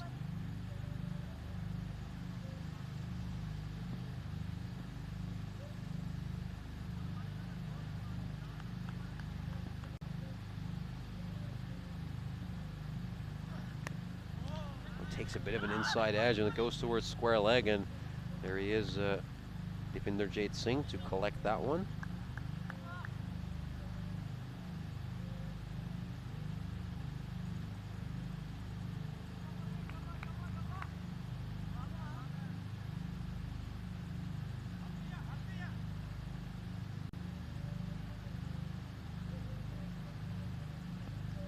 And he goes to that fuller delivery, and that one's just missed the stumps by a whisker. How on earth has that not crashed onto the stumps? It's been another great bowling performance here by Parminder Singh. Let's take a look at this one. Oh, it's just gone over the stumps. It actually bounced a little bit more than one would expect otherwise. It's probably cannonading onto the top of that off stump. Very unlucky there for Parminder Singh. He's got one more ball left, a chance to scalp a second wicket. Will he do it? This one just gives a bit of room to Hitesh Sidani. It's going to race away to the boundary rope, so the final ball of the over, not the one that he would have desired. Sidani playing this one really well. Just take a look at this one. Just cutting it, slashing at it, and it goes behind point towards third man. A bit of a chase for Gurwinder Singh. That is in vain, and that final ball just ruining Parminder Singh's over slightly. It was 7 runs until then, but it ends up being 11, and boy, he could easily have had a wicket on that second last ball, but ends up getting hit for a boundary. Of course, make sure to join into our live chat that accompanies every single one of our streams, and we're starting to see a lot of discussion about the difference between the Black Caps and M-Doc Stricken and how these two sides contrast each other, and boy, keep that discussion going. And it's going to be very exciting to watch just how people are becoming accustomed to Cyprus cricket and learning so much about what is a developing cricketing nation. And long may Cyprus cricket continue to grow. So we saw a few people on our chat calling for Rajwinder Brar to come into bowl, and the captain's inserted himself in here, and why shouldn't he after going for 3 for 11 in his first couple of overs back in the previous match. Let's see how he goes here. And just took some pace off that ball, Rajwinder Brar. I think he's rolled his fingers across that one, and it's a nice ball there. Slight bit of a leg cutter, I would think.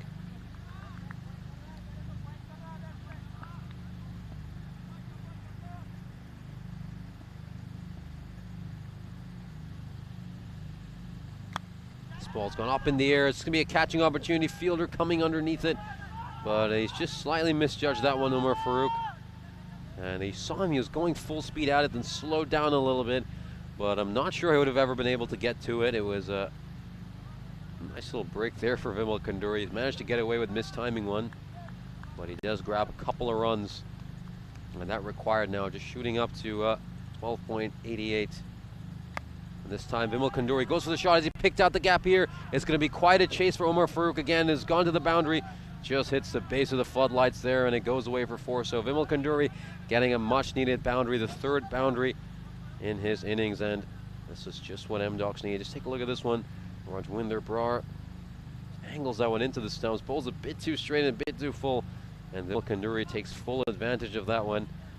Gotta watch out there, Omar Farouk. That ball just rebounding back towards him, and he just tried to cover his head and make sure it didn't hit him.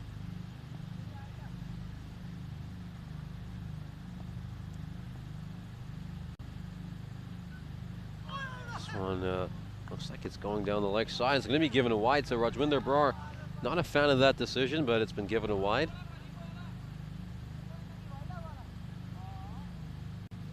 Of course, umpires are pretty harsh in this format when it comes to wides and no balls, but they have to be, really.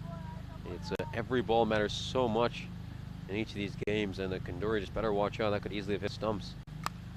And the Kanduri once again just slapping that towards a mid-wicket. He's going to push back for a 2nd run.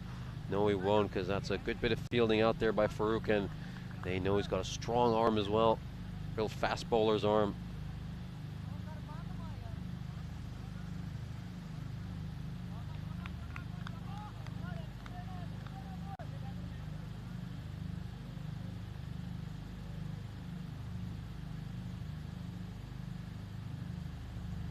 The big shot there, just swinging out of his shoes. Hitesh Sidani to the point where he just completely loses balance and ends up on one knee. Just needs to keep his calm here. The veteran, he's a smart cricketer. He can just open up that offside. There's plenty of runs on offer there. And he'll just ask him to momentarily pause as he gathers himself after taking quite a bit of a tumble there. Of course, there's again a big gap through the offside. Of course, there's a man at 3rd man, and then the next fielder on the offside inside the ring is a cover. This one's gone up in the air. Could be a catching opportunity. Abid Ali underneath it, and he's put that one down. So the man who batted superbly for the Black Caps makes the first mistake tonight. That one was never going to be an easy opportunity for him, but Hitesh Sidani will just breathe a sigh of relief knowing he's got another chance here. Take a look at this when he comes down the wicket, and he pops one up at the air. Never quite had his balance right. He managed to get a lot of height, but nowhere near enough distance, and in the end, Abid Ali will be very disappointed he hasn't taken that. He's a pretty good fielder as we come to the halfway stage of the innings, and M-Docs are 42 for 2. And if you look at that scorecard, both the openers really struggling tonight. M-Docs were at 12 for 2 at the end of 2 overs, and Vimal Kanduri's really been leading the charge by himself so far, going at a strike rate just under 150, so needs to keep getting those runs, but also up that strike rate. And more importantly, he needs support from the rest of his teammates.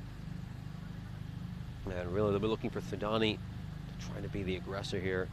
He's someone who we know is capable of hitting the big shots, and there is Gurwinder Singh coming into bowl. We didn't see him bowl in that first match, but he's got a chance to bowl here. He's got a very beautiful action, and he's certainly someone who shows he has a lot of good potential to bowl. And do keep in mind the Black Caps don't even have Qasim Anwar this tournament. You can just see they have so many options, so many different kinds of pace bowlers.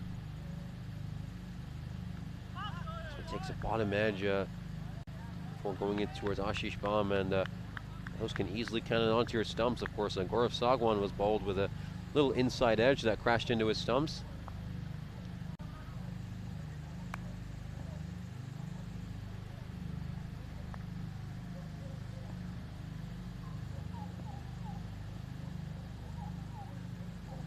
Time he tries to walk across his stumps, Vimal Kanduri, and played over fine leg, and it doesn't quite work out for him.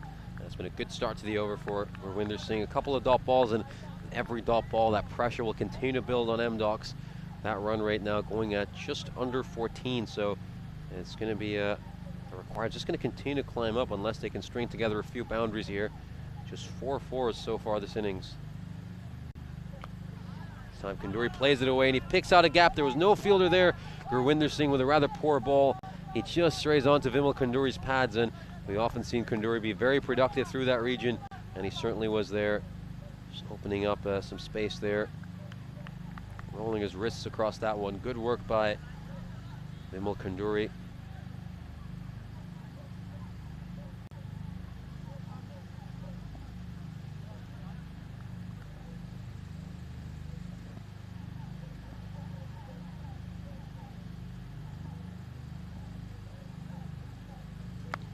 just pitching on a good length, and that's why Vimal Kanduri's not quite been able to hit it as nicely as you would like.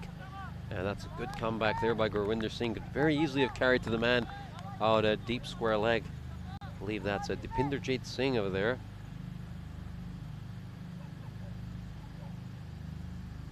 And of course, he's got a long off, a long on, a cow corner, and a man where he just said just in front of deep square and also a deep backwards point. That's a good ball there by Gurwinder Singh, just hitting it back of a length. And it's so hard to hit it at that length. It's really all about striking that one. And if we just got his pitch map out here, I think we'd be very impressed with where he's been pitching it.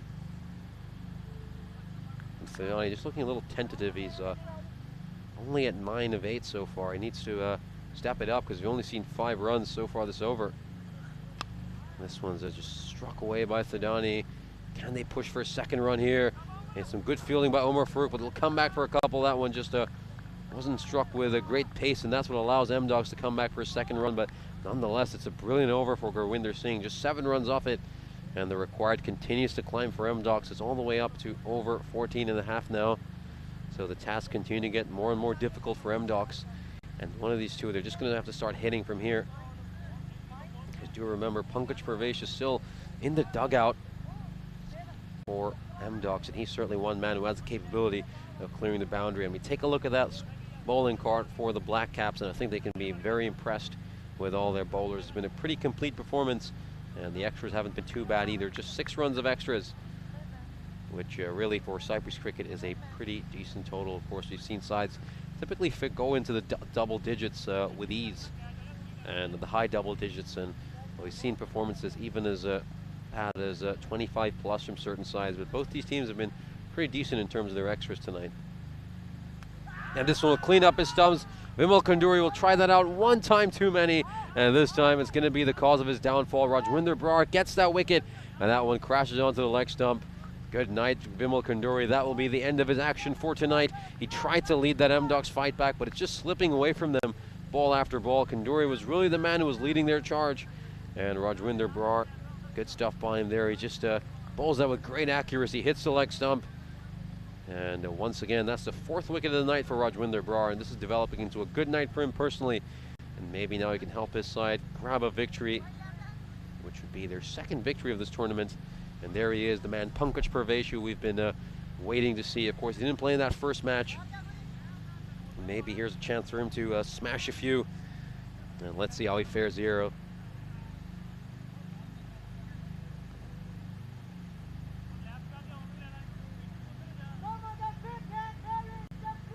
Of course, we got a Kitubai on the YouTube chat saying that the Black Caps need to make sure they don't make any careless mistakes. So they've been very guilty of doing them in the past, and that if they do make such mistakes, it might end up in them making a few errors out in the field.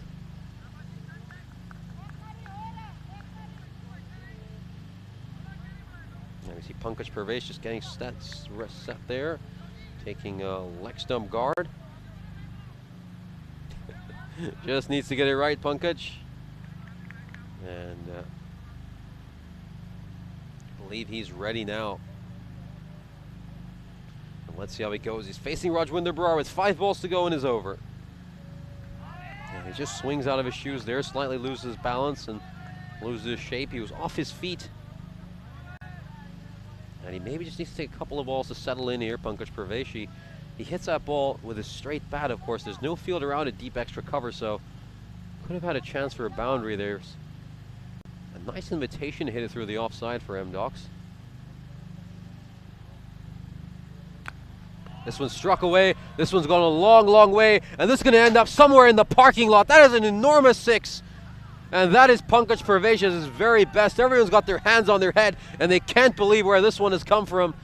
Goodness me, just think twice about where you've parked your car, because you might have a broken window, ladies and gentlemen. This one has just been hammered, absolutely hammered, way beyond our field.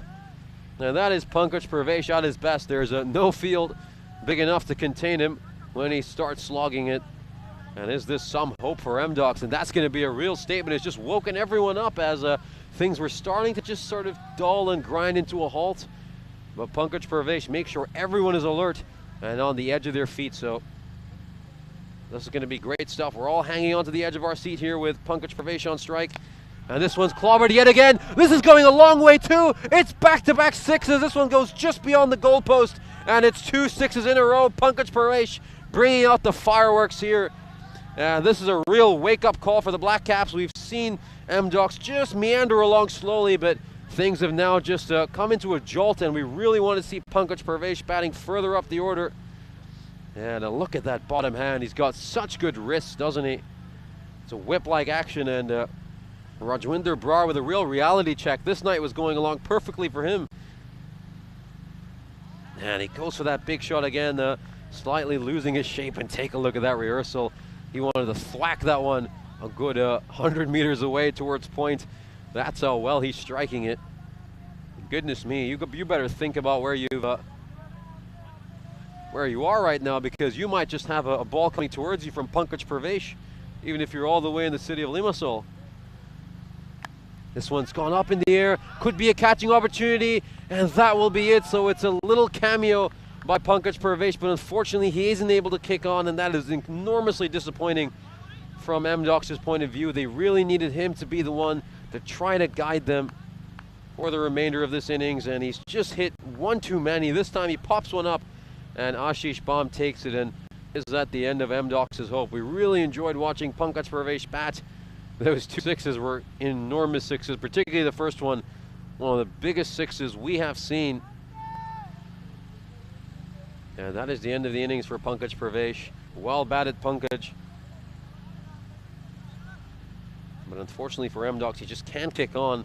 And that over ends up going for 12 runs. And once again, Rajwinder Brar getting all the important wickets. That is 5 wickets across both games tonight for Rajwinder Brar. An excellent performance for him. And he'll be mighty pleased despite being hit for 2 sixes, which he'll be thinking about for a very long time. And there's the man, Hitesh Thadani, the man who pulled off the heroics against the Sri Lankan Lions. He needs to make 46 runs off the last 3 overs. It's come down to him, really. The last hope for M-Docs. And it's Gurwinder Singh coming into bowl. And this one, has it taken his glove? Has it caught something along the way? Everyone's appealing. Tons of pressure on Muneeb Mughal. Everyone's charging into appeal. Resham Singh looks like he's run in from another country and he's demanding, well, a bit of fun and games there between him and the square leg umpire. Let's just take a look at this one. I think it's maybe just come off the forearm or something. This might be a better angle to see it from. Ooh, well, think what you like about that.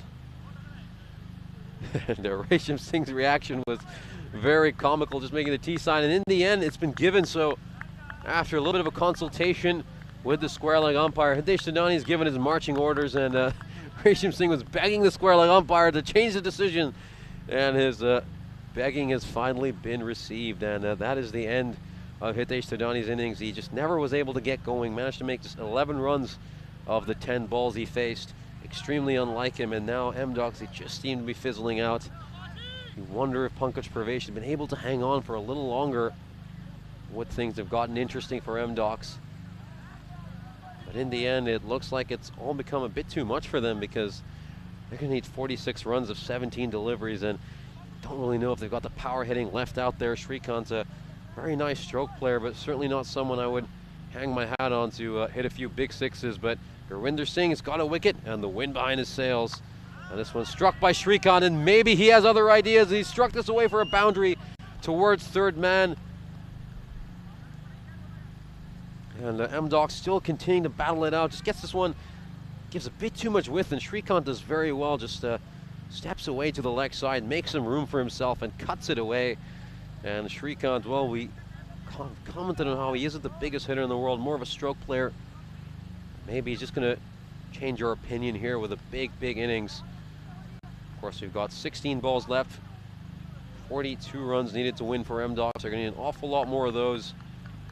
Going to need at least 3 or 4 boundaries and over from here to try to win this one. And back comes Gurwinder Singh, wicket 4 off the first 2 balls. Goes the big shot again. This takes a thickish outside edge, and it goes away the boundary rope again. So a couple of boundaries in a row for M-Docs, and they continue to battle it out. Whoever comes in, they're trying to hit, they're trying to be aggressive, and it's showing you the heart and spirit and the fight of this M-Doc side. That one just going between the two fielders out there. They put a bit of protection for that outside edge. And he's managed to find the gap, Shrikant. And he just needs to be very calm here, M-Docs. Try to play smart cricket. 38 needed a 15 now. And what is Gurwinder Singh going to do to adjust? Is he going to bowl a Yorker? That's probably what he should do considering his field setting. Still goes at that length, and he will get a pretty similar outcome, but Parminder Singh is there. Good bit of fielding by him, and that's just the one run. Good stuff there by Parminder Singh. It's a pressure situation, but he was just as cool as a cucumber there. We can see this one. There's a long off, a long on.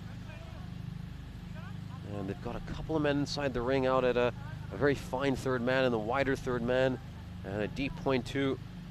And cover is just coming across. Of course, Abid Ali has gone from extra cover to a much more conventional cover position.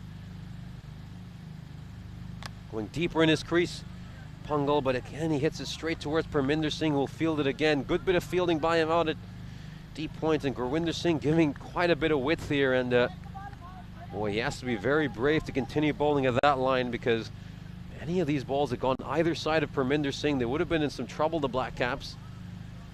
Very lucky stuff that both of these have gone straight to Parminder Singh, who's fielded them pretty well. One ball left in the 8th.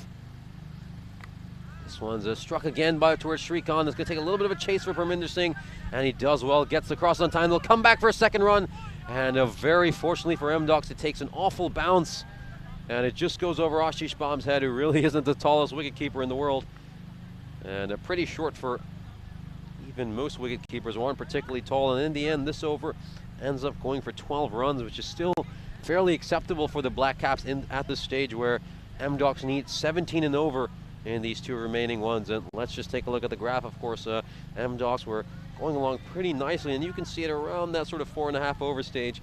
They started to meet where the Black Caps were, but they've just gone under them, and they're going to need to step it up these next couple of overs.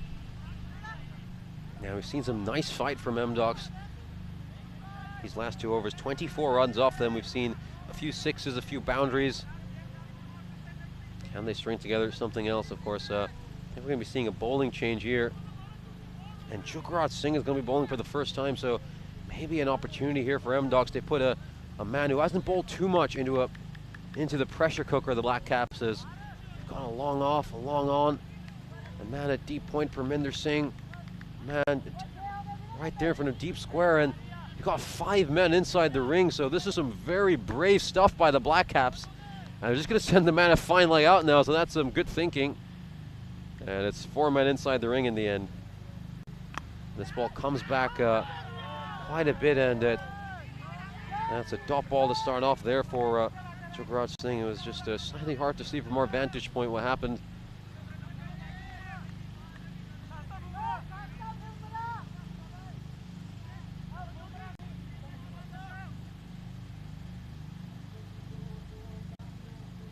Bit of width and offer here for Pungal as well. And again, Parminder Singh, boy, he's saved so many runs from there out at deep point. He's been the busiest man in the field.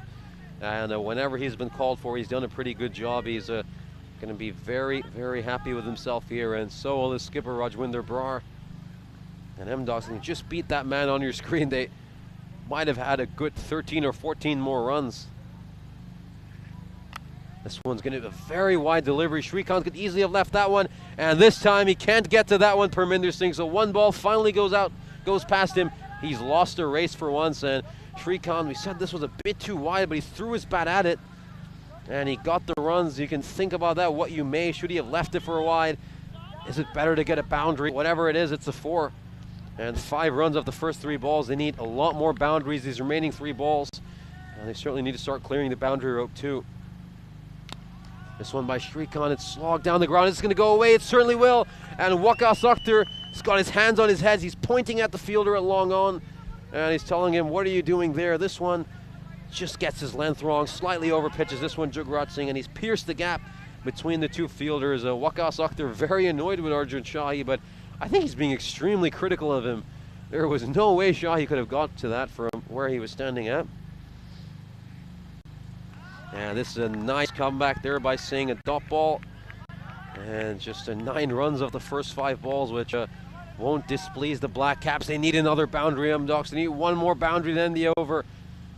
They certainly need to be looking to clear the boundary rope. Will Shrikant do it?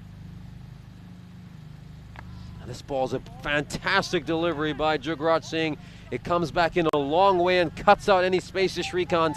This is stellar stuff by the Black Caps. Ducks have it all to do in the final over. 24 needed to win. That's a 4 every single ball. And boy, are we going to see something miraculous from Ducks. Who's going to get the responsibility of bowling this final over? It's going to be no easy feat. And do keep in mind, we haven't seen Waqas Akhtar bowling whatsoever this innings. I think some of his poor form has just resulted in his captain not bowling him. It's the first time we haven't seen Waqas Akhtar bowl whatsoever. 24 needed off the final over, and it's going to be another. I think this could be Dipinderjit Singh getting the responsibility to bowl the final over. So they turn to a couple of men who don't have too much bowling experience in Jugraj Singh and Dipinderjit Singh, and they've both going to have to try to guide the Black Caps to a win. Of course, we saw Jugraj give up just 10 runs, which is a stellar over in the penultimate, especially considering the situation at hand.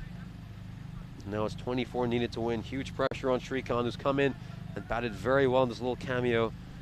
Just wonder, did Ducks just dig themselves into a hole? Too much of a hole early in the innings. They were going along too slowly. Then we saw this late flurry by Pankaj Pravesh and Shrikant. Can Shrikant deliver something special? Goes for the big shot. And this one's going straight towards Waqas Akhtar, who'll field that one. And it will just be a single, a big sigh of relief amongst every single Black Cap supporter. 1 run here is just a cruel, cruel blow to Ducks, and 23 of 5. They're probably going to need to hit a 6 here. And it's up to Sorapungal to try to clear the boundary rope. There's the big shot again, and all he can get here is a bit of an inside edge, and there's no real need here to run back for a second run. Shrikant's on strike, and it's come down to 22 of 4. So they need 3 sixes and a boundary. Do Ducks. If this one is either a single or a double, this game will be in the books for the Black Caps. So 6 or a 4 needed here. Goes for the shot, and he's just hit it straight towards Abid Ali, and that might as well be it. Abid Ali doesn't go for the throw. Very smart work. Doesn't need to give any more runs to Ducks, and I'm afraid that will probably be the end for Ducks, as 21 runs needed of 3 balls. The Black Caps just need to bowl 3 legal deliveries, and they'll pick up just their 2nd win of this tournament, as it looks like the Black Caps will end up in 6th place at the end of this battle of the bottom dwellers on this Super Saturday. This one by Sorapungal. He just managed to scoop this over Abid Ali, but he will get to it. And Waqas Akhtar will throw this to the keeper. So a couple of runs there for Sorapungal. And it looks like they're going to hold on here, the Black Caps. And of course, this means that the Black Caps will move on to 4 points. And Ducks will be stuck on 2 in 7th place. It's going to be quite a battle between Ducks, the fighters, and the Black Caps down there in 5th, 6th, and 7th place. For pride, these 3 teams, they've probably got no chance of making the top 4, so they're just going to try their best to make sure they aren't at the bottom, or at least on top amongst those 3 teams. Their little mini league that will be developing, and this one by Pungal is just hit down the ground towards long off, and Waqas Akhtar will take a casual stroll towards it and pick it up. And we're just 1 ball away from the Black Caps sealing this win. It was a nice little fight back by Ducks. You just feel they left themselves a few too many runs, and maybe Pankaj Pravesh should have been batting further up the order. Shrikant, well, we were talking about whether or not he had the firepower. He certainly showed quite a bit of it, making 22 of 10. He's got 1 more ball to go here. He'll go for the reverse sweep, and he'll hit it straight towards Resham Singh, who's a little too casual there. I want to see something better. Granted, it is the final ball of the innings, and that will be the game in the books, as Ducks will unfortunately lose this match by 16 runs. But a nice win for the Black Caps as they grab their 2nd win of this tournament. It was a stellar performance by them, largely led by Abid Ali's fantastic performance with the bat in hand, made 60 of 26. And we did say it's 2 men you've got to look out for when the Black Caps are batting, Abid Ali and Akhtar. And Abid Ali was the one who was the bane of Ducks today. And we take a look at this one. Nice little cartwheel there by Parminder Singh coming onto the field. And Omar Farouk once again got the responsibility of bowling the first over, and he delivered instantly, getting a wicket off the very first ball. T10 had a long way to come out to bat, and he was gone off his very first ball. Quick stint for him.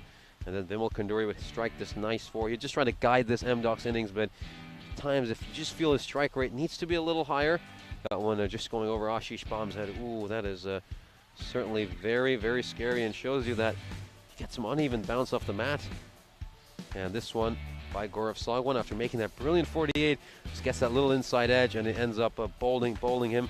Nice work by Parminder Singh. He had a very good performance tonight across both games, ending up with figures of 1 for 16 in this match, and he can be absolutely delighted with himself. Good stuff by the fantastic cricket talent. And we saw this brilliant, cracking pull shot there towards mid-wicket by Vimal Kunduri. Take a look at this one. Perfect balance. Just gets on top of it and plays it away. And then Hitesh Thadani managed to strike just this boundary. Picked out that gap perfectly, but unfortunately, Thadani just wasn't able to get going. Managed to make just 11 of 10. Very unlike him, and this time he just straight onto Vimal Kunduri's pads. He struck that, it hit the bottom of the generator, and could very easily come back to hit Omar Farouk. And we saw Rajwinder Brar insert himself in the attack. This one was absolutely skied, and it was a tough catching opportunity for Abid Ali, who tried to cover quite a bit of ground, but in the end he just couldn't get it.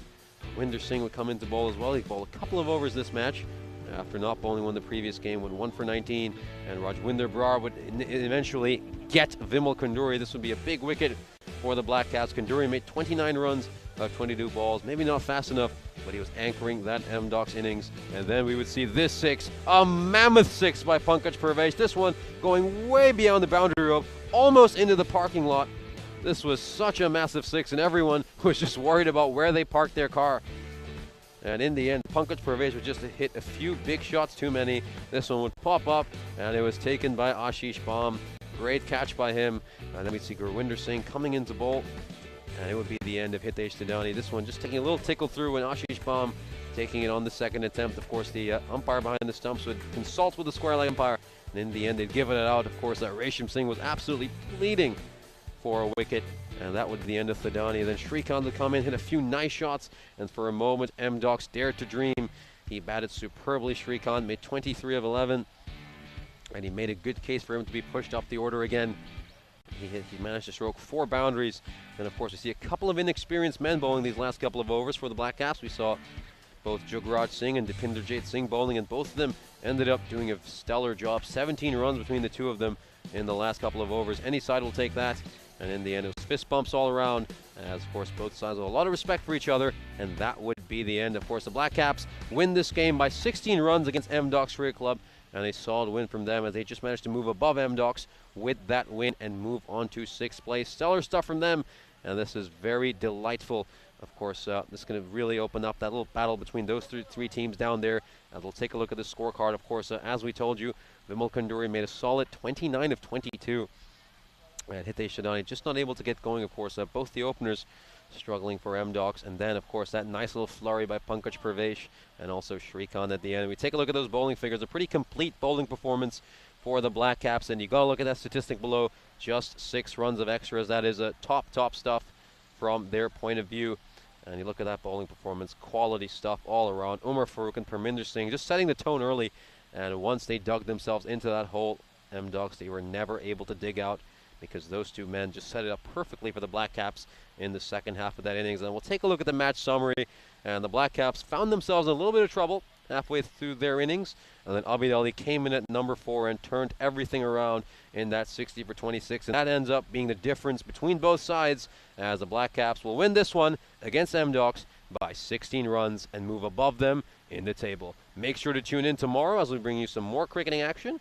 We'll have the Cyprus Eagles taking on the Sri Lankan Lions in a crucial game, and you can just see that with that win, of course, the Black Caps moving up to 5th place, and that game tomorrow between the Sri Lankan Lions and Eagles, 2nd place versus 3rd place, who will make it to that final to face the Cyprus Muflons, who probably look very strong to be a certainty to make it to it, and that will be a crucial matchup, a battle for who makes it to the final, and a battle we will bring you on Super Sunday. Join us again tomorrow, as we'll be back at 6 o'clock Central European Time. Thank you very much for joining us, and we'll see you then.